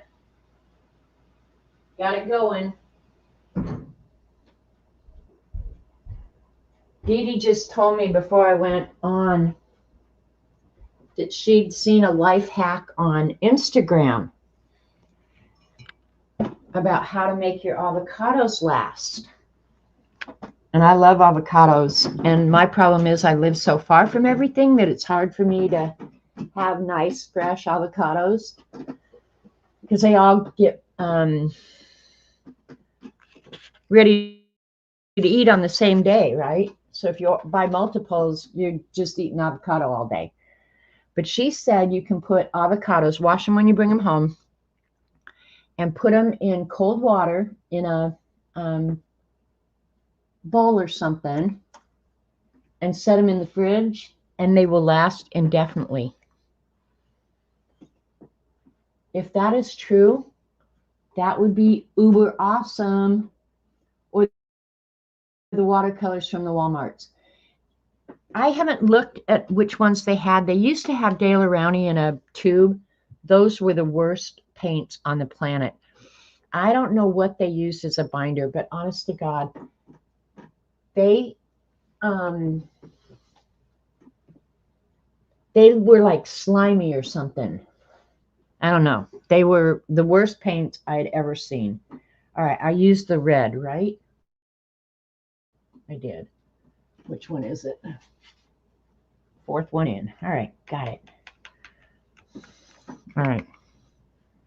Now this is going to be weird because I'm going to have to take the graphite off the pencil. But that's okay. I was going to have to do it regardless, so don't need a huge amount.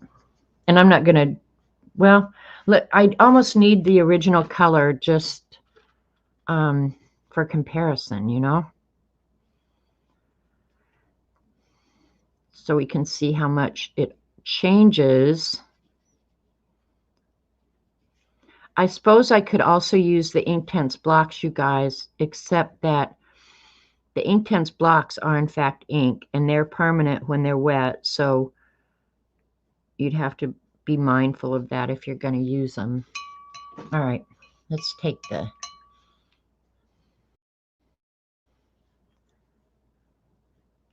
Probably should move this because I'm going to splatter it everywhere.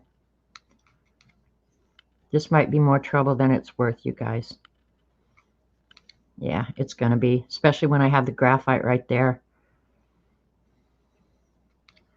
Because this would be just like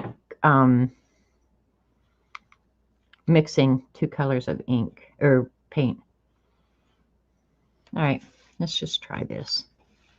Okay, well, that's not horrible either. And you can kind of see the granulation.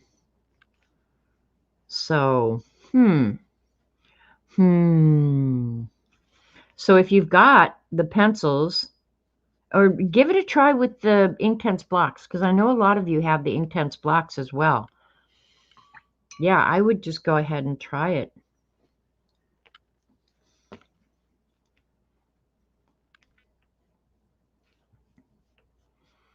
Yeah, that worked just as nicely. A little bit more trouble and hard to mix a large amount is one thing I would say, but very doable. So there you go. I'm actually talking you out of buying the fluid graphite unless it's something you thought you would really use. And I just went direct from the pencil on here just to see.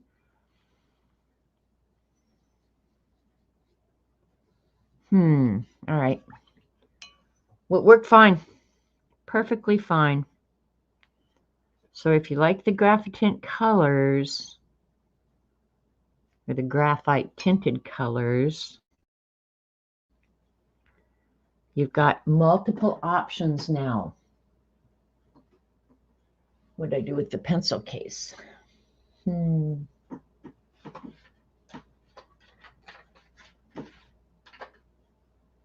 Sweet. Sweet, sweet. I'm just experimenting with the fluid graphite and different watercolors. We're going to try the...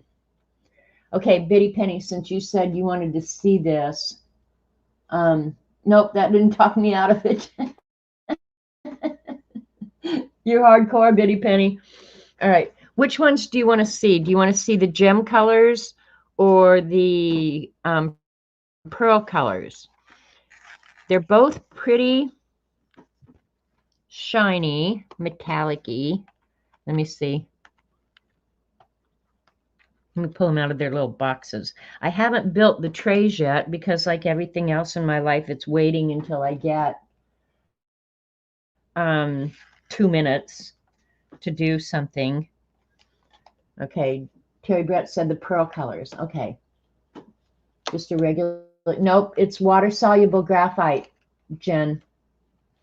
We've got two Jens, Zen Jen and Kitty Jen. This is the gem colors, and this is the pearl colors.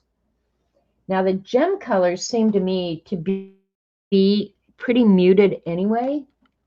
They're not bright in your face colors, which, hang on, these damn boxes are hard to get open. And I don't really want to tear them apart, but I'm about ready to. Just saying. Yeah, that last one where I used the pencils was the Graphite pencils. Derwent. Okay, there's the difference in the two. You get the same color selection, except in this one you get the white rather than the violet. But the pearl colors seem to be a lot brighter. Okay, we'll just pick one of each. Let's do the blue in the gem colors because it's easy to see. That's what they look like. I don't know how much am really going to use these paints, you guys. I'm just not a... And I contaminated that. Let me see if I can't clean that up a little bit. I'm just not real shimmery. But That doesn't keep me from buying it. Idiot. And this time I'm going to use the real fluid graphite.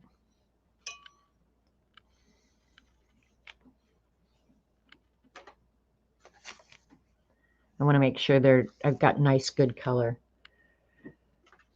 All right. I'm going to move over a block too, so they're not right up next to each other. So remember that we did the gem first. Is that what I did? No, I did the pearl first. This is pearl blue.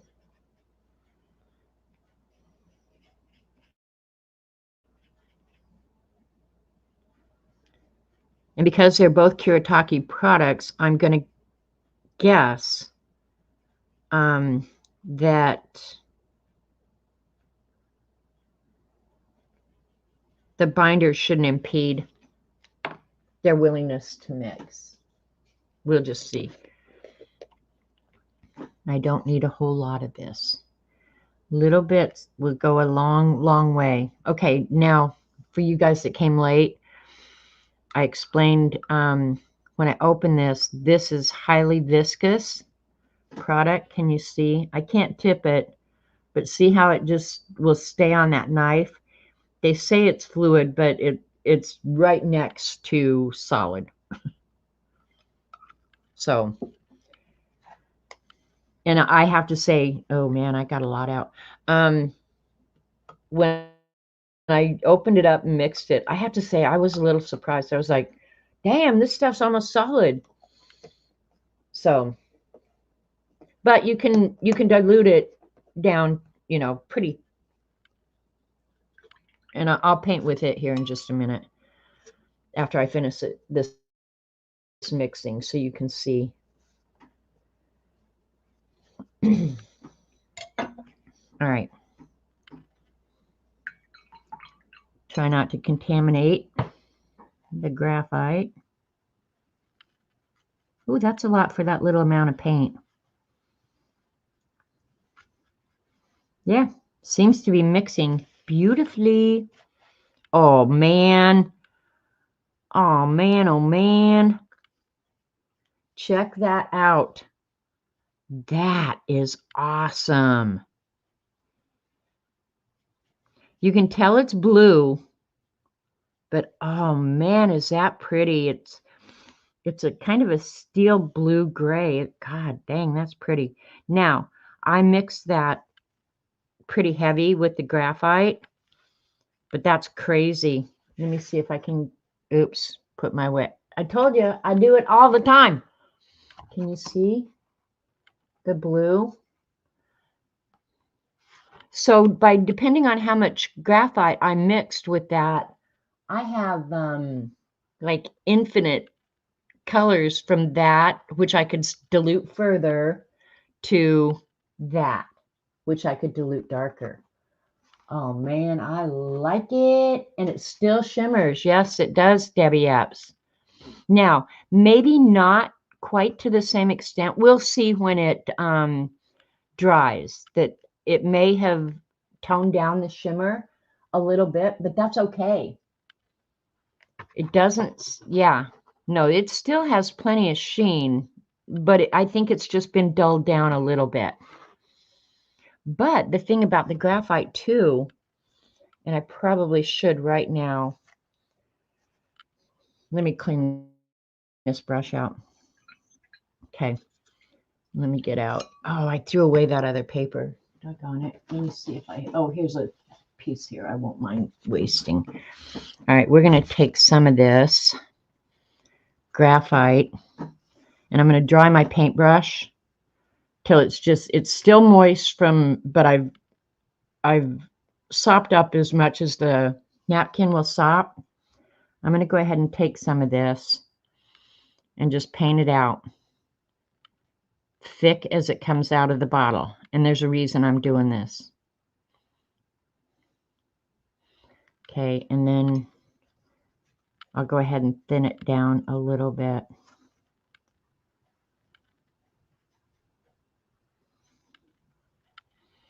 So you can keep thinning it down and down and down.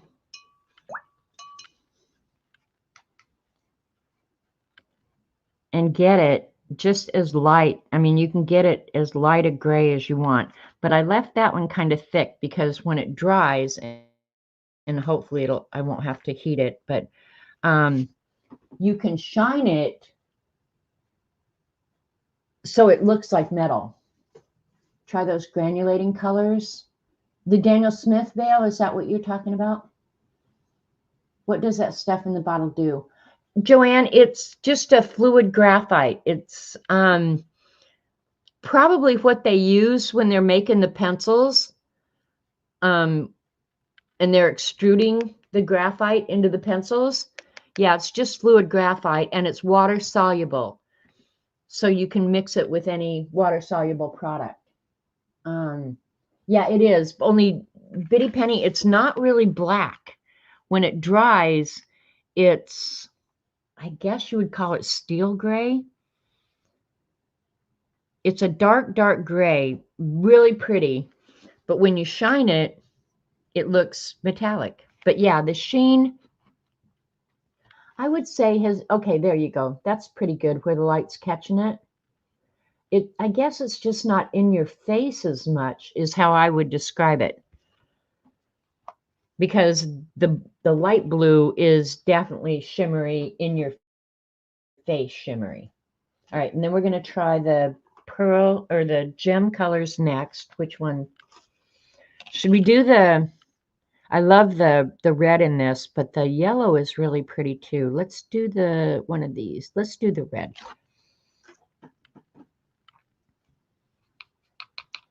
I'm going to say, I hope I rinsed my brush enough, and I obviously did not, but that's okay.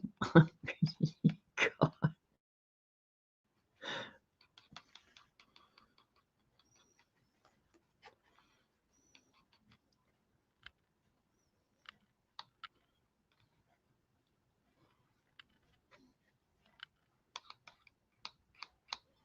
And then if you want me to do like some of the Daniel Smith granulating, I can get those out too if you want. Those to me take a certain kind of painting. Like the abstracts, you can use anything in, and that's probably how I'll end up using these metallic shimmer colors, because I can't imagine doing it like a pineapple with something like this, but who knows. All right. This is the gem colors. Now they're a lot lighter than the starry colors, in my opinion.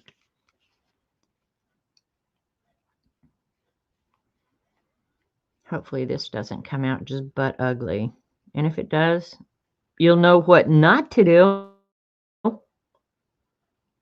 That's what I'm all about, learning what not to do. But usually it takes me 10 or 12 times before I actually learn it. All right, let's grab some of this little bitty graphite here. I'm not going to put very much in there. That looks like a lot to me. All right, let's see how this goes. Yikes.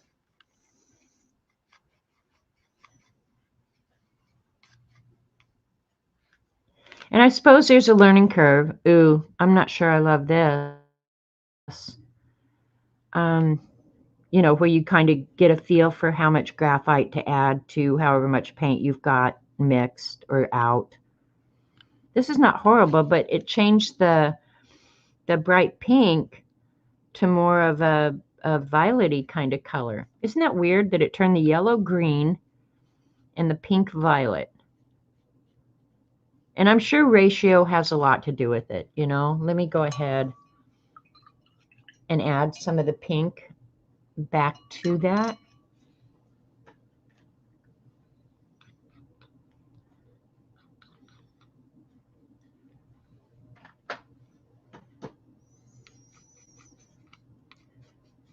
Because the ratio may have been completely messed up. And I'll just do this one. No, not necessarily.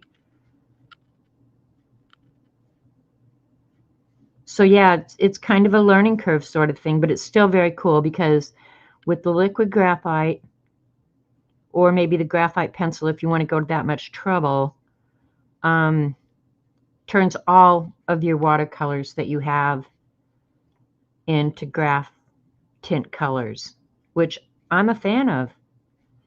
But the thing is too, if you were going to do a painting or something, you'd probably have to mix enough up front. I think so, Biddy Penny. I've probably made my pearl set usable because it is very pretty. Now, one thing, the pearl colors were not as shimmery. Am I saying that right? Let me think here. All right, the second one I did was the gem colors. The gem colors are not near as shimmery as the pearl colors. And I'll try and hold this up where you can see. They're shimmery still, but just not near as shimmery. Can you see that? These are shimmer out your eyeballs. This, you got to get it just right in the light. And then the graphite appears to have really muted that quite a bit as well. And the one thing about the Kuretake colors is, let me see if I can find the cheat sheet. And I showed it, I don't know, right after I got the paints. One of the things I like about them, and I got to get this where the light is hitting it just right. But there it is. See that red second in from the top? Can you see how the paint just kind of has a nice sheen to it anyway? I actually like that about the Kuretake. Regular watercolors don't do that. They are completely matte. You don't get that nice sheen. And I'm sure if I diluted them down, I could depress that sheen as well. I'll get out. I have the Moon Glow caveats. I don't use these paints much. And I have a weird selection. These are all my granulating colors that I have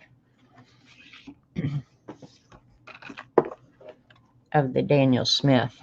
I think I got that.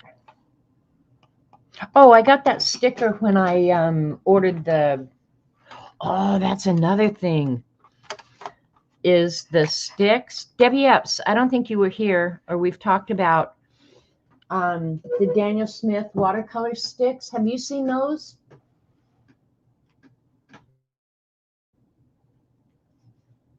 So these are all the different granulating. They're called Primatac, and they're all granulating colors. Let's pick number 12, which is the Amazonite Genuine. Let's see what it does to that.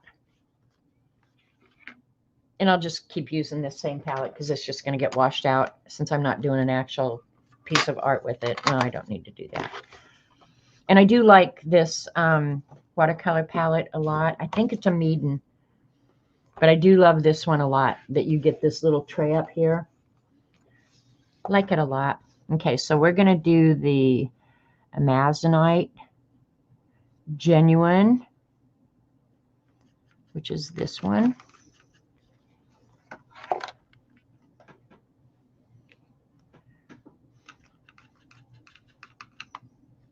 We'll just see.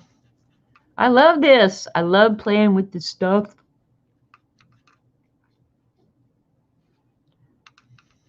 God, now I have to do swatch cards where I've added graphite to them. Can you imagine the poster I could make for my wall with that? And then Cat and Paste would really hate me a lot. Because she's jealous of my awesomely cool watercolor poster up there.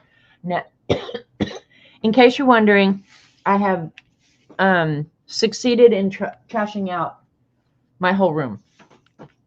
Just saying. I do have fun toys, Dee Dee. That's the one thing I could never complain about. I am toy rich. But when you figure a lot of women out there will go out and buy some dumbass, well, if you're one of those women, I'll apologize up front. But they'll go out and spend a ridiculous amount of money on a designer purse or Jimmy Choo shoes or whatever like that. Now, if you like that and that's how you're willing to spend your money, good on you. I just have no desire to spend my money on a designer bag.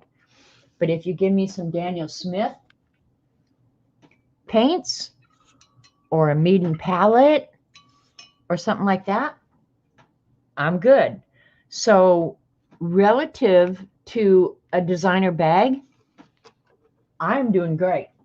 Okay. And so if you have to argue with your husband or anything about any of that, just say, you know, dumbass, I could be buying designer bags, but I'm not doing that, am I? I'm buying myself some little tiny paints.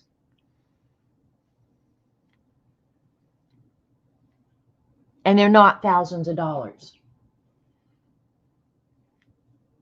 But I can't imagine, like I heard somewhere the other day that some woman went somewhere and they had on like a $16,000 necklace. I thought, how could you ever justify that? I mean, honest to God, that's more than my mother's first house. I'm not kidding you. Why would you buy a necklace?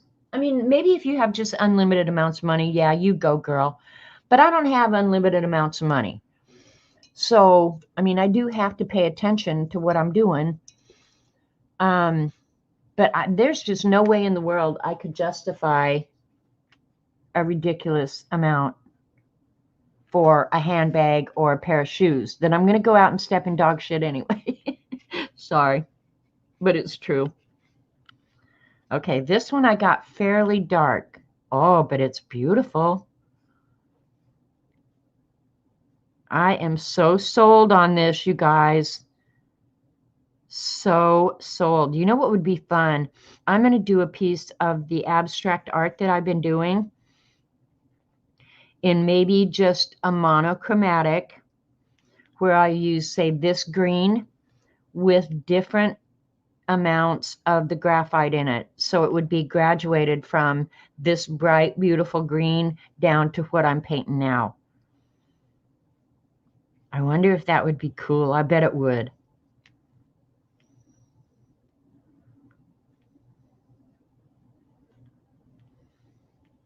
And when I say that necklace that I was talking about was more than my mother's first house, I'm not even kidding. Like, I'm not even hosing. Nobody has well, most normal people. I mean, none of us are Jeff Bezos or Elon Musk, and I do not begrudge those men their money, not even for a minute. But I would never want to be in their position either. But most of us don't have unlimited amounts of money, you know? Now I'm wondering about the Crayola pearlescent cream sticks and Dina Wakley scribble sticks with the graphite. See, Vale, that's just it. I think if it's a water-soluble product that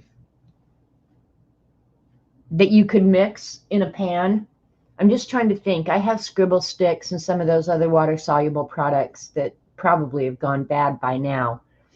But if it's something that you can mix in a tray or something and then add the graphite to it, I think the sky's the limit. I mean, if you have Prima paints, it doesn't matter, Crayola. I think I've proven that any water-soluble paint that you have, this with the Daniel Smith, can you believe that those two, let me see if I can get you in closer where you can actually see that is just the same product. This is the original, and that's with a little bit of graphite added. Look at how gorgeous that is. Oh, I'm so happy I did this. I thought about this. I've been thinking about this for a whole week. I'm not even kidding you. But look at the different effects you can get with the same product, essentially, with just a little bit of addition. Isn't that cool? me spending it on craft supplies. Told my girls they should get crafty because their inheritance. Exactly, Mary. Exactly. This is your inheritance. If you don't like it, oh well. Sucks to be you. Okay, now Dee Dee asked a question earlier about it re-wetting. Dee Dee, do you want me to re-wet some of these samples that I made, or just the graphite itself? This paper really, really warped. This is just cheap. It's not even bee paper. I think it's called Color It paper. But I thought, oh, for these experiments, it'll be plenty fine. It's not something I would ever actually create a piece of art on to keep. Okay, and I think this has, yeah, you can see a little bit of shimmer there. When I put it on there solid, yeah. But you know how graphite itself has a little bit of shimmer? As you lighten it, you can definitely see the shimmer coming through. So, but what I did this for was so that, and I'm not sure what I'm going to polish it with. Let me see if I have, where's my bone folder? My bone folder's got to be somewhere. I'll just polish it with a bone folder. I guess I could use my finger. No, there it is. This is just a bone folder that I've trashed out. This definitely needs to go through the dishwasher, doesn't it? You can put a lot of your art supplies in the dishwasher, in case you didn't know that. If it lives in my house, it either has to go through the washing machine or the dishwasher. And I don't know if this will work. Yeah, it kind of is. I'm only going to do half of it, and then I have to hold it up where the light can hit it. Let me see how you guys can see that. Okay, there you can see it. I polished it up to about there. So you can kind of see how when you polish it, it starts looking very metallic. And nothing was added to it other than I polished it a little bit. And you probably could polish it with your finger. Now, with my finger, it does not smudge or smear at all. Well, maybe a little bit. Yeah, I guess it is, just slightly. But not like you would do, say, on your Zentangle or something like that. But then this I put on fairly thick. So let me wipe out my brush. And it's wet, but it's not dripping wet. Okay, I just sopped up the drip at the end. Okay, this is directly out of the bottle, fairly thick. Okay, see, now I can re-wet it.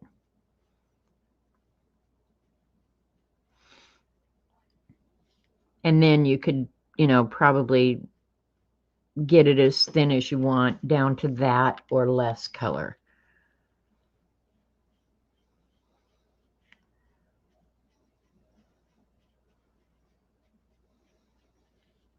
Is that what you wanted, Dee Dee? Okay, let's see. Because I'm curious now. I'm going to take a little bit of water and put in there and see if it will blossom like regular watercolors. I don't think it will because, well, it still has to have a binder in it. So, yeah, I don't know. Let's try this next one as I was moving it down. Not so much here, but it is still moving.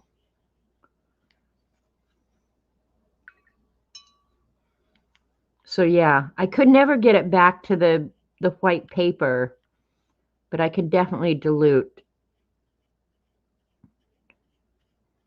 until my guess is, let me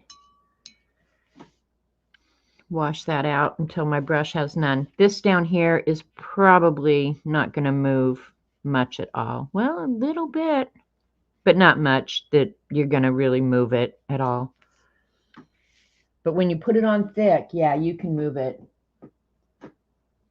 Can you polish after you've added paint? Well, that's another really good idea. Let's find one of these. I'm going to say no. Yeah, so we'll let that dry. I'm going to say no because the ratio of graphite to pigment and binder is going to be much less, but let's Where's that other palette where I had some graphite left over? All right, let's just use this green. Well, okay, wait a minute.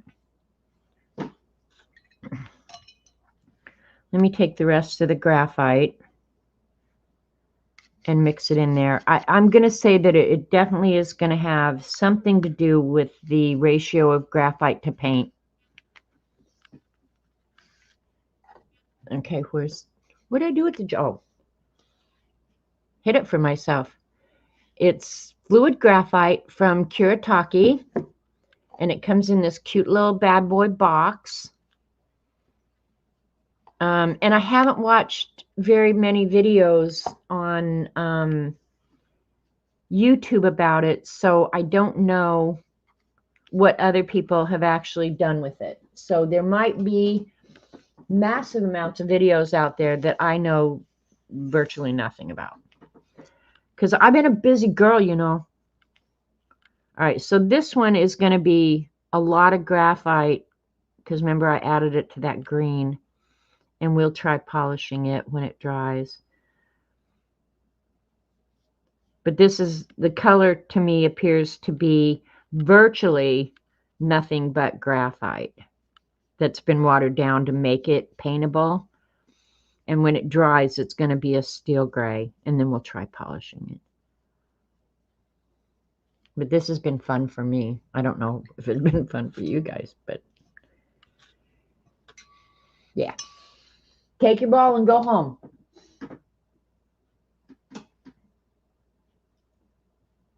Any idea how it reacts to salt? Okay, now that's, do you want to do just the plain Joe Small? I think that's how you pronounce your name. Welcome to my channel. I don't think you've been here before, but thanks for coming and hanging with us. We can sure give that a try. Let me get my salt down so I can put it on while it's still real nice and wet. The problem doing salt on stream is it takes so darn long to dry. But I do love the salt technique because it blossoms just like regular watercolor. It will push out, but I think that has more to do with the pigment than anything. You like it, Bitty Penny? Thank you. Even if you're lying, I appreciate you for saying that. Didn't mean to sidetrack you. Just seem to know your stuff with. I've learned a lot, but believe me, there are people out there that know so much more about watercolor. All right, let's go ahead. Since I have this red left over here, and this was the Kuretake red, I'm going to go ahead and add some of the Kuretake red into that graphite. So now we've got green, red, and graphite in this. This ought to be the biggest mud pile on the planet, but we don't care. All right. I'm going to paint the whole square this time, and I'm going to leave it. It's still pretty color. Look at that. Who is texting me? Dee Dee, is that you? Is it urgent? Hang on. Let me get this down and get some salt on it. I'll use 2 different sizes of salt. I've got rock salt, which leaves big marks and very dramatic texture. And then I've got some organic sea salt or some damn thing. When I saw it was organic and good for you, I thought, well, I can't eat that. All right, hang on.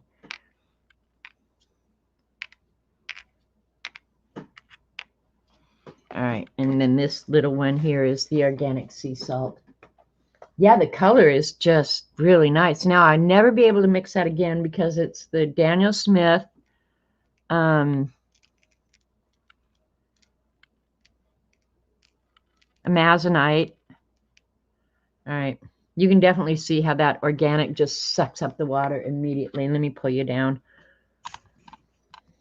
Can you see that? Sucks up the water immediately. Where the rock salt, this you have to just sit and wait and let it dry. but it also will make some really dramatic texture. Let me see who's texting me. Drink the whole bottle, Barbara. You earned it. Dee Dee was talking about that she hardly ever drinks, and I hardly ever drink too. I have nothing against drinking, and I used to drink more than I drink now. But last week,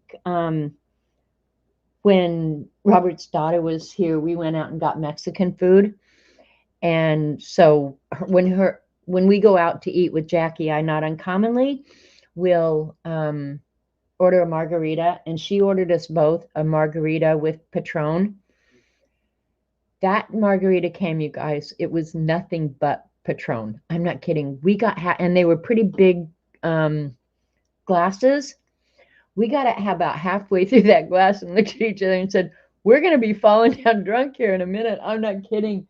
It hit it, and Jackie's not a huge drinker either. Yeah, we got halfway through that thing. It's like, we're not going to be able to finish this. You realize this, don't you? So, yeah, if you're going to drink, do it consistently. All right, Dee Dee's saying, show the bottle again. Okay.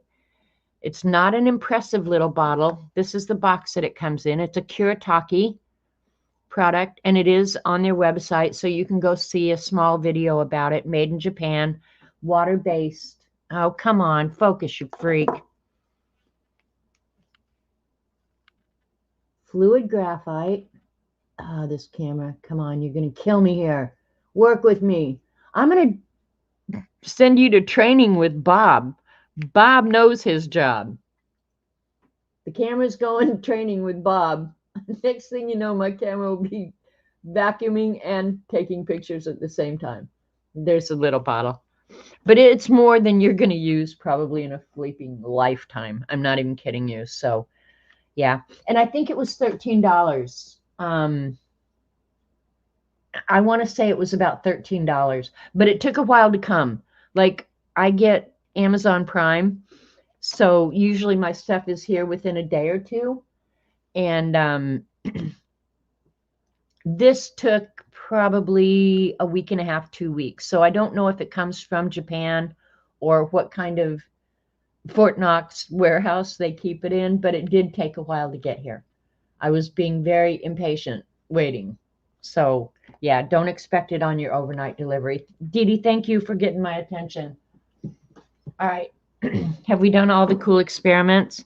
This is going to be a little hard. I will hit it with a heat gun to see if I could dry that up a little bit, but it looks like it's going to work with salt perfectly. Let me see. Name again. Joe Small. And you didn't sidetrack me, and we welcome questions. I mean, that's the thing I like about going to live streams, is that it is interactive. You can interrupt, you can ask questions, you can bitch at the other people in chat, and you can complain about me all you want, because I'll start caring the day you start paying my bills. How about that? No, I do care. Oh, you've already ordered it, Biddy Penny, and yours is going to be there tomorrow? Get out of town. When did you order it, Biddy? Now I'm pissed. You get yours in one day and I had to wait 2 weeks? Bob does suck. Bob sucks good. I'm just saying. I'm not a bit unhappy with Bob and his sucking ability. He cleaned that kitchen floor just like boom, boom, boom, and just moving right around. And he looks like a bug. He's got 2 little brushes on each side that twirl constantly. If he's on, his little antennas are twirling. He looks like a bug. Heck yes, during this live, girlfriend. Biddy, oh my God, now I want to be mad at you. Hi, Joan, go have a great afternoon. Mine arrives this Wednesday.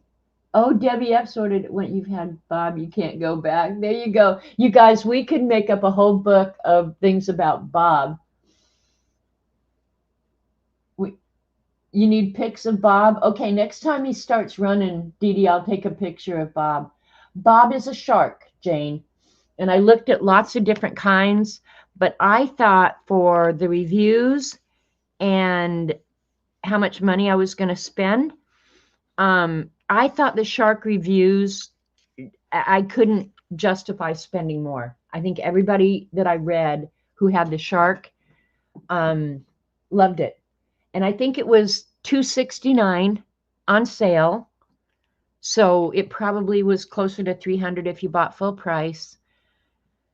And I think there was a coupon out in Coupon Land, but I don't do Coupon Land because I'm lazy. But I think you could get an additional $25 off. So, I mean, to me, it was justifiable. That's how all I can say. It was justifiable because part of my life is spent finding ways to make myself more lazy than I already am. How about that? Gotta go. Okay, Zen Jen, go have a good time. I don't know. I pretty much have finished up my experiments. I can't think of anything else that I need to. What other water soluble products do I have? Mostly watercolor. I guess ink tents. I could, of course, I don't ever use ink tents in a pan where it would be reasonable to mix with the ink tents. We need Bob for the scavenger hunt. Do something with Bob. That's true, Terry. But you know what? And my mother had a hysterectomy. Now we're going to go into history. You all don't care about my mother's hysterectomy. But when I was in high school, my mother had a hysterectomy for medical reasons. And the doctor told her then not to vacuum for 6 whole weeks or 8 whole weeks. So, of course, I had always vacuumed anyway. It wasn't like my mother was the vacuum queen. But he said vacuuming is one of the hardest chores that a woman does. Magicals. Oh, Debbie Epps. Yeah, we could do some magicals. So I was maintained vacuuming while my mother was healing up. But I've noticed that the older I get, it's not so much the vacuuming as the weight of the vacuum. I mean, I can't even remember the name of I have a really nice vacuum that's my main vacuum, but it got so hard for me to carry up and down the stairs and to vacuum the stairs that I had already bought a shark just to do the stairs. Good idea, Debbie Epps. And I'm still going to have to use that because Bob made it very clear to me when we initially met before we started dating and I let him move in. Bob made it really clear to me that he wouldn't do stairs. So, well, the problem with those, Starla, is I don't, as a rule, I guess I could shave some in and turn it into pans, but as a rule, I don't, like the Neocolor 2s and stuff like that, I don't use those in a pan. I suppose I could try, though. All right, we'll just use this purple because its lid had already come off, and it's a shimmery. So I'll put some of this in here. And I don't normally put magicals in a pan either, but they're more conducive to putting into a pan. God, Debbie, I haven't used my magicals in forever. Yeah, breathing problems. Yeah, vacuuming is, it really is. It's one of the things I hate the most. And Robert Vaughn has been so agreeable. I try not to put it off on him 100%, but not uncommonly, if he says, do you need any help? The first thing that's going to come up in my mind is, would you mind running the vacuum? Okay, I'm mixing myself up. Now, this is one of the shimmery magicals, which are not always my favorite, but they do make some really beautiful colors. The beauty of the magicals is that they're a mixture of all different color pigments, and when they hit the water, they burst.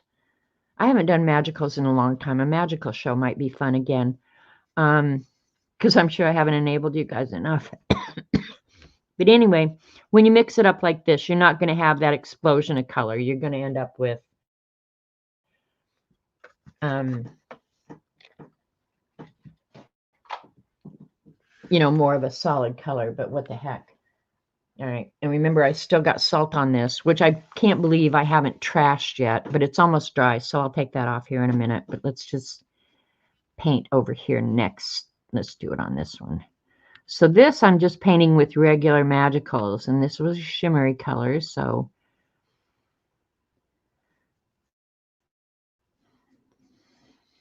but the Magicals are especially beautiful. Like, they're fun. The problem is I'm not sure what to do with the pages after you create them.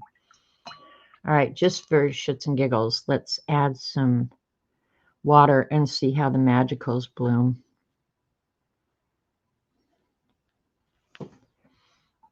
And then we'll get out a little bit of graphite.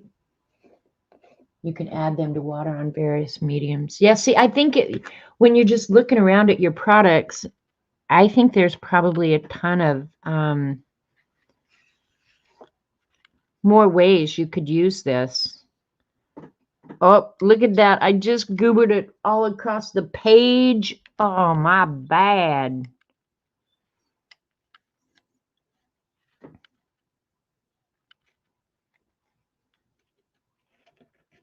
Okay, I'm just going to move that up there and do that square in that. My bad. My bad. My bad.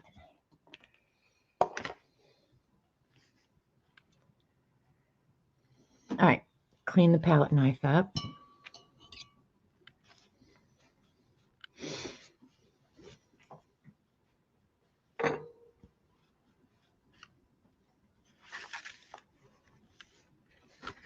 I'm just going to go ahead and spread this around. So it doesn't look like I goobered like I did. You guys will know, but nobody else will know how goobery I am.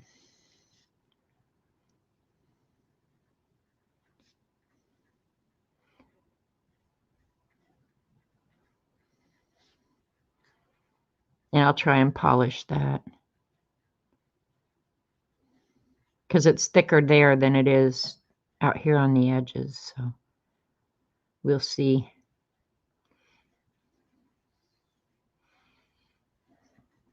Looks like I meant to do it, right? All right, let me pick up that salt while I'm at it, and then I'll add the graphite to the Magicals. I'm glad you thought of that, Debbie. I probably should have put more of the... it's not really dry, but yeah, it works well with salt.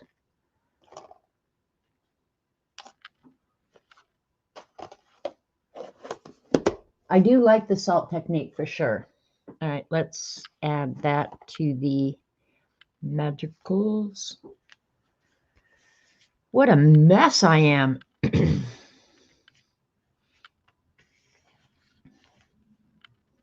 And there is shimmer still left down there. When I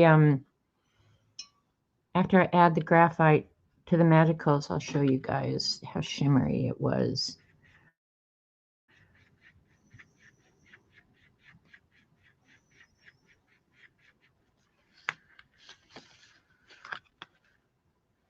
You can see the blue parts of the Magicals kind of rising to the top. Same thing, Debbie, it looks like to me. Very pretty. Very, very pretty. Yep, so that's just one more way. I probably should do a swatch card of all the Magicals, because I've got quite a few different colors, but that is really pretty. And again, you could probably drop salt into it or anything else. Very pretty. Purple is kind of a weird color too. You can't always find a really pretty shade of purple in watercolors.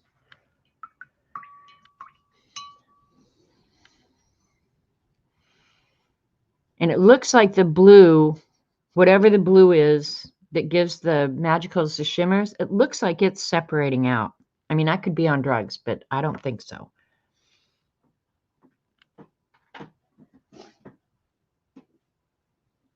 Expensive day. I'm sorry, Joanne. You have pixie dust for sprinkling. You didn't know you could add it to paint. I would try, Joanne. But yeah, I wouldn't probably add it to, say, acrylic. If I was going to want to use it on acrylic, I would put the paint down first, and while it was still damp, so you're going to have to work fast because acrylic dries fast. But while it's still moist, you could put it on it. But to mix it in, no, the acrylic would coat it and you'd never see it. The graphite added to the purple would make great mountains and shadow colors. They see that they would, Debbie. I like it with the magicals because you can kind of see the color separations. Oh, it's so hot. This is so frustrating trying to show you guys in a camera what I'm seeing with my own eyes. But in this one, you can kind of see the pink, which would be red, and then the different shades of blue, and then the shimmer. It seems like it's all kind of separated out in the original magicals. Gorgeous color, though. And then here with the graphite, still the blue shimmery is shimmery. And then where I added water, it just pushed it out. And I think what's going to happen is around each of these where the water is, I'm going to have a ring of that shimmery blue. And I can't get you. Okay, you can kind of see it there. Yeah, it's very cool. Very, very cool. Thanks for thinking of that, Debbie. I wouldn't have thought of it.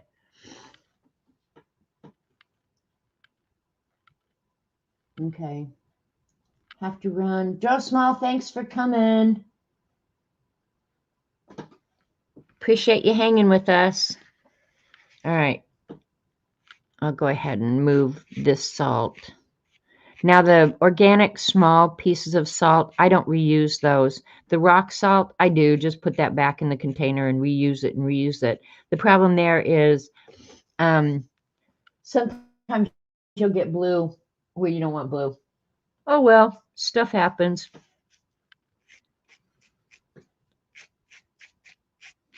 Live dangerously. Okay, here's the salt. Looks cool, doesn't it? Yep. A couple pieces of salt left on there. Looks very cool, though. Now, that wasn't shimmery. Anything that might look like shimmer on there is actually where the salt sucked up the water and the pigment and deposited it somewhere else. So that's very cool. All right. Anybody else have any brilliant ideas? I guess I could try. I'm just trying to think. A water-soluble crayon. Do I want to grade it? I actually have some aquarelle that I don't hardly ever use. I've had it for years and years. Let me see here. Let me grab the navy blue. Is that indigo? Let me see. Yeah, indigo. All right.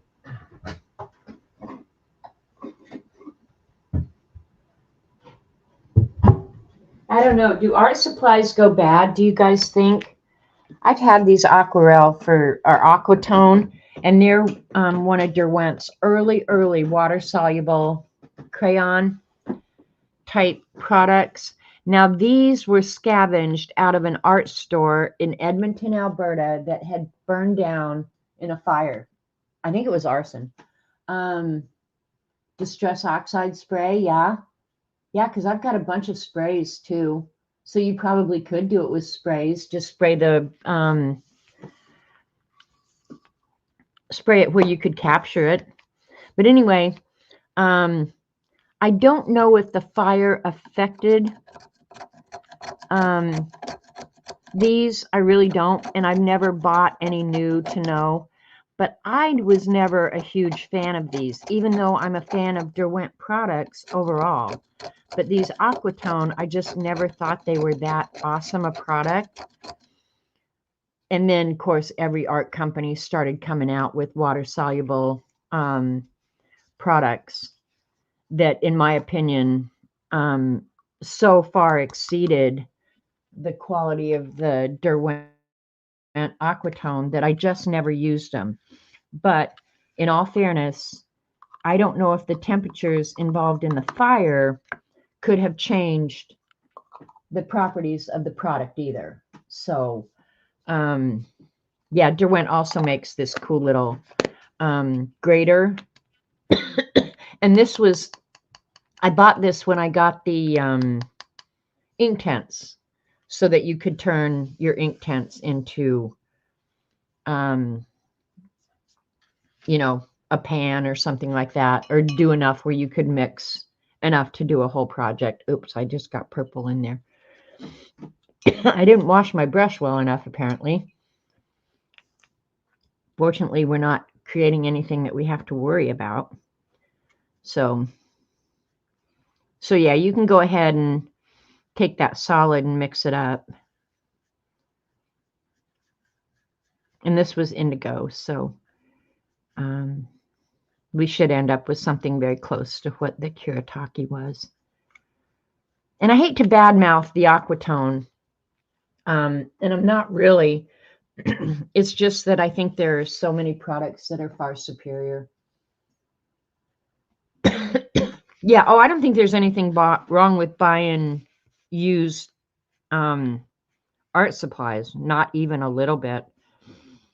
Because honestly, if there was a place nearby where I could even donate art supplies to artists who either can't afford it or, you know, just want to try something new, I would happily donate stuff that I've bought that I just don't use it enough.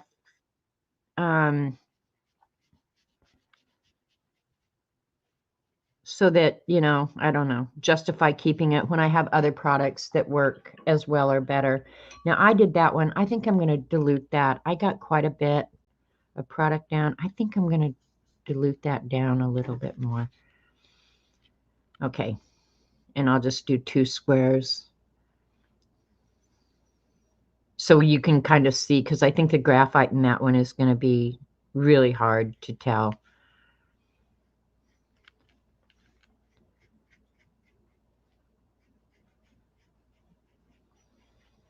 Okay. Take a little bit of the graphite, add it in.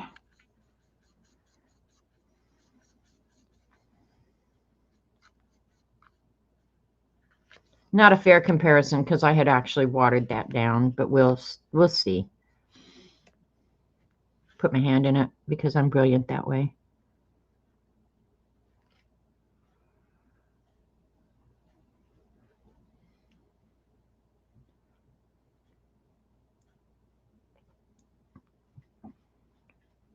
Yeah, really hard to tell on this dark square, in my opinion. Let me add the rest of that graphite in, because I don't necessarily want to get any more out, just because I can't think of any more experiments that I want to try right now. But I will definitely be using this for some of my abstract art paintings. I will definitely be doing that.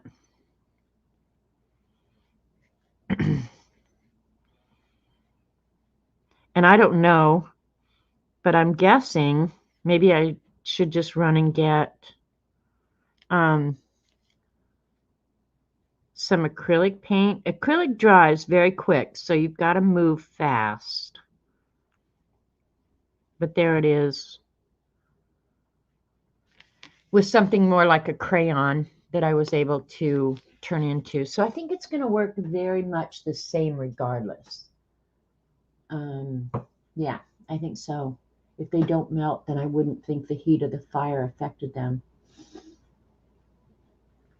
But see, Terry, I kind of agree with you, Terry. I don't know what the binder is. I don't know that there went used wax.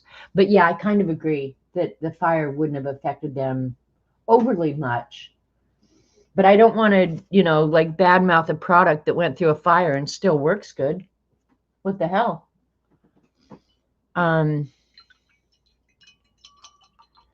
What did I just say I was going to try? I said it and then I rapidly forgot it. I knew I was going to have to go in the other room.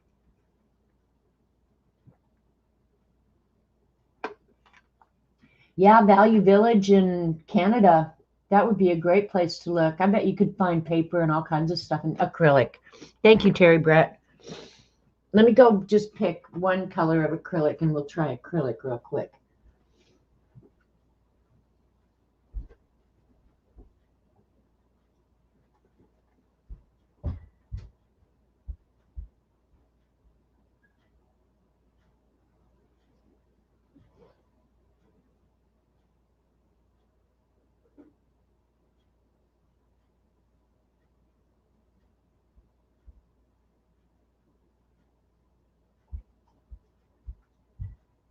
Okay, here for the Halloween finale, I picked orange paint.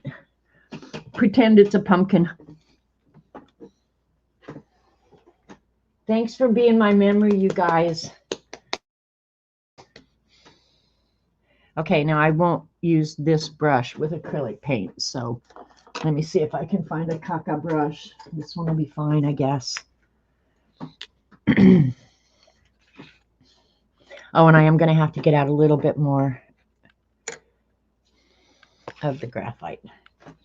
But I don't mind. You'll be able to know if you can use it with your acrylic paints as well.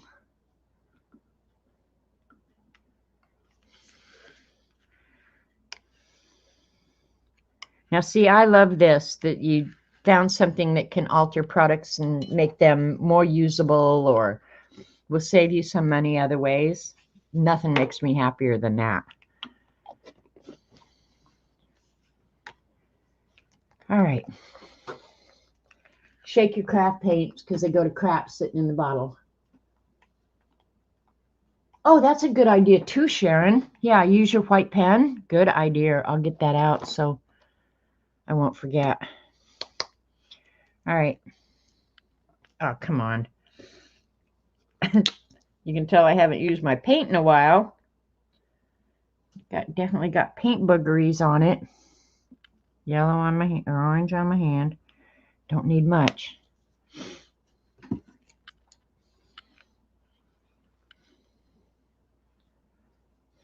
All right, paper, paper, paper. All right, I'm going to use this.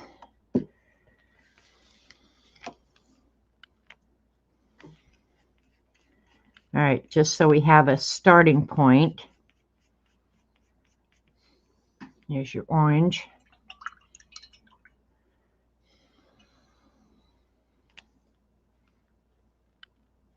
Start with just a little bit. I have no clue what to expect out of the orange, to be honest. I probably should have picked a color that we've used before so we would get somewhat of a reasonable comparison, right? But I think this is going to be okay. Oh, nice. That would be a good shadow on a pumpkin, actually. And you could draw it on or you could just alter your paint color. Yeah, that's not bad at all. Get you a nice kind of sienna color, really.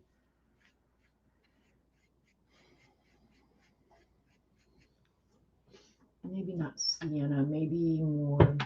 Let me see my color chart here. Yeah, sienna, light sienna. Yeah, not bad. Okay, you can mix it with your acrylic paints as well. Shouldn't hurt anything. Then mix out your acrylic brush really good, or you just bought yourself a brush. Not bad. Not bad at all. So you can alter your acrylics, your watercolor, any water soluble. And see, if you mix it to an acrylic or something like that, it automatically is going to become permanent. Yeah, I would be almost certain that this is not going to move when wet again. Got to put that over there and wash it. All right, and then Sharon wanted to see how your white pen, I'll let that dry before I start goofing with it. I'm going to think it's going to work really good, Sharon. I can just kind of get a gut feeling based on, we'll see how temperamental my white pen is. Now, one thing about white pen, or these jelly roll white pens on watercolor, is a lot of times they will absorb the color that they're writing on.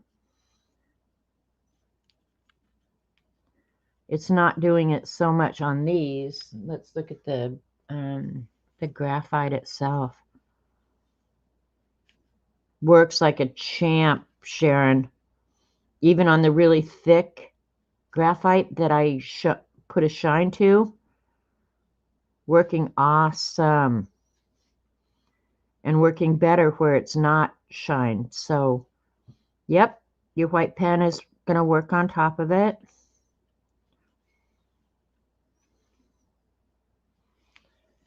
See, that's what I was thinking with some of these. I'm still waiting for that to dry. Is that I would do like I've done with some of those other abstract things, is take the white pen and make them look like some sort of freaking organism.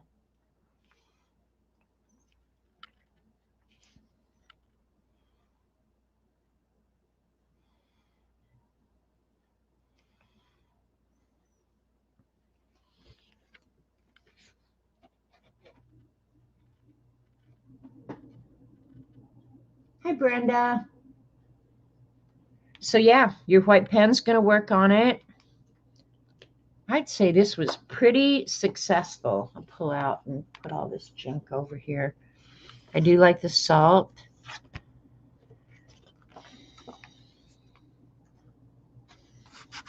That's still a little damp. I'm not going to put my pen on that yet. So do you guys have any questions? And Brenda, you just came in really late. We experimented and played with the Kuretake fluid graphite with watercolors and learned that we can put them into any kind of water-soluble products. And this is just a comparison of the graphite Kuretake paints, and then I tried to mix using the regular watercolor with this fluid graphite to see how close I could come to replicating those colors. And I think if I messed with it, I could get it really, really close, where I wouldn't have to buy the additional paints. It really did, Debbie. It just turned all of your your acrylic and your water soluble products. I mean, you're going to get a wide range of colors, but stay within the same color family, just by adding that little bit of graphite. So it would help you anytime you wanted to create a shadow in a painting.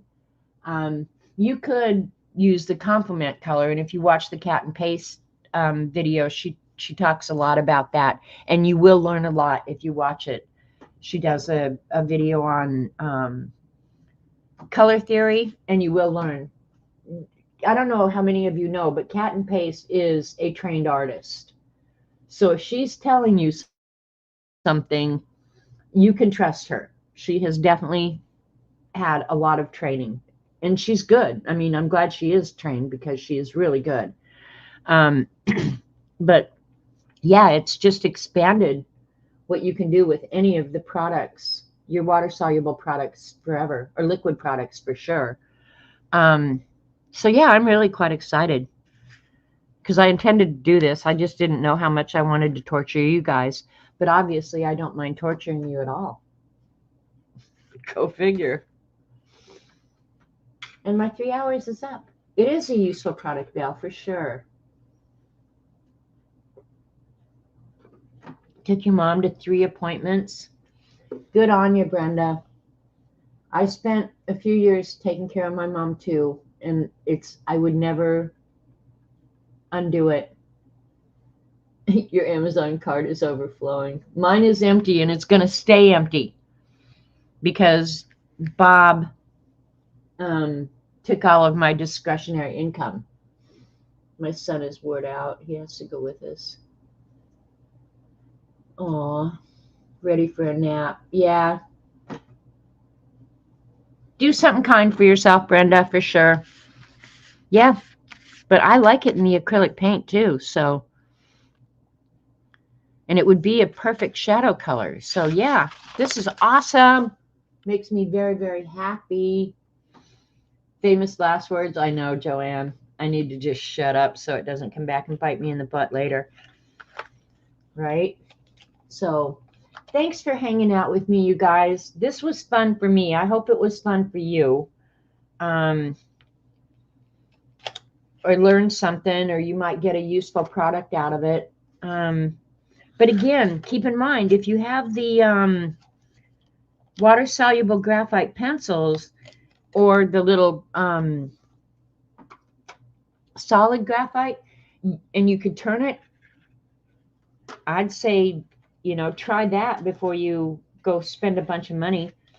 But I didn't have the little tub of graphite anymore. I used to have some loose graphite, but not anymore. So yeah, it was fun for me. Good luck keeping it empty. I know, Devin. You know what? If I buy something, I'm just not going to tell you guys. Cheater, cheater. Okay, you guys, I'm out of here. I'm going to go get something to eat. Thank you, Veth. Thank you so much. And you guys, I never take for granted. I know full well that your time is valuable, and I appreciate any and all of you spending your valuable time with me. So don't think I ever take you for granted, okay? All right, go out and try and be kind to your fellow citizens. Yeah, it's my goal every day to not smack somebody. So, all right, you guys, I love you, and I will see you later. Adios.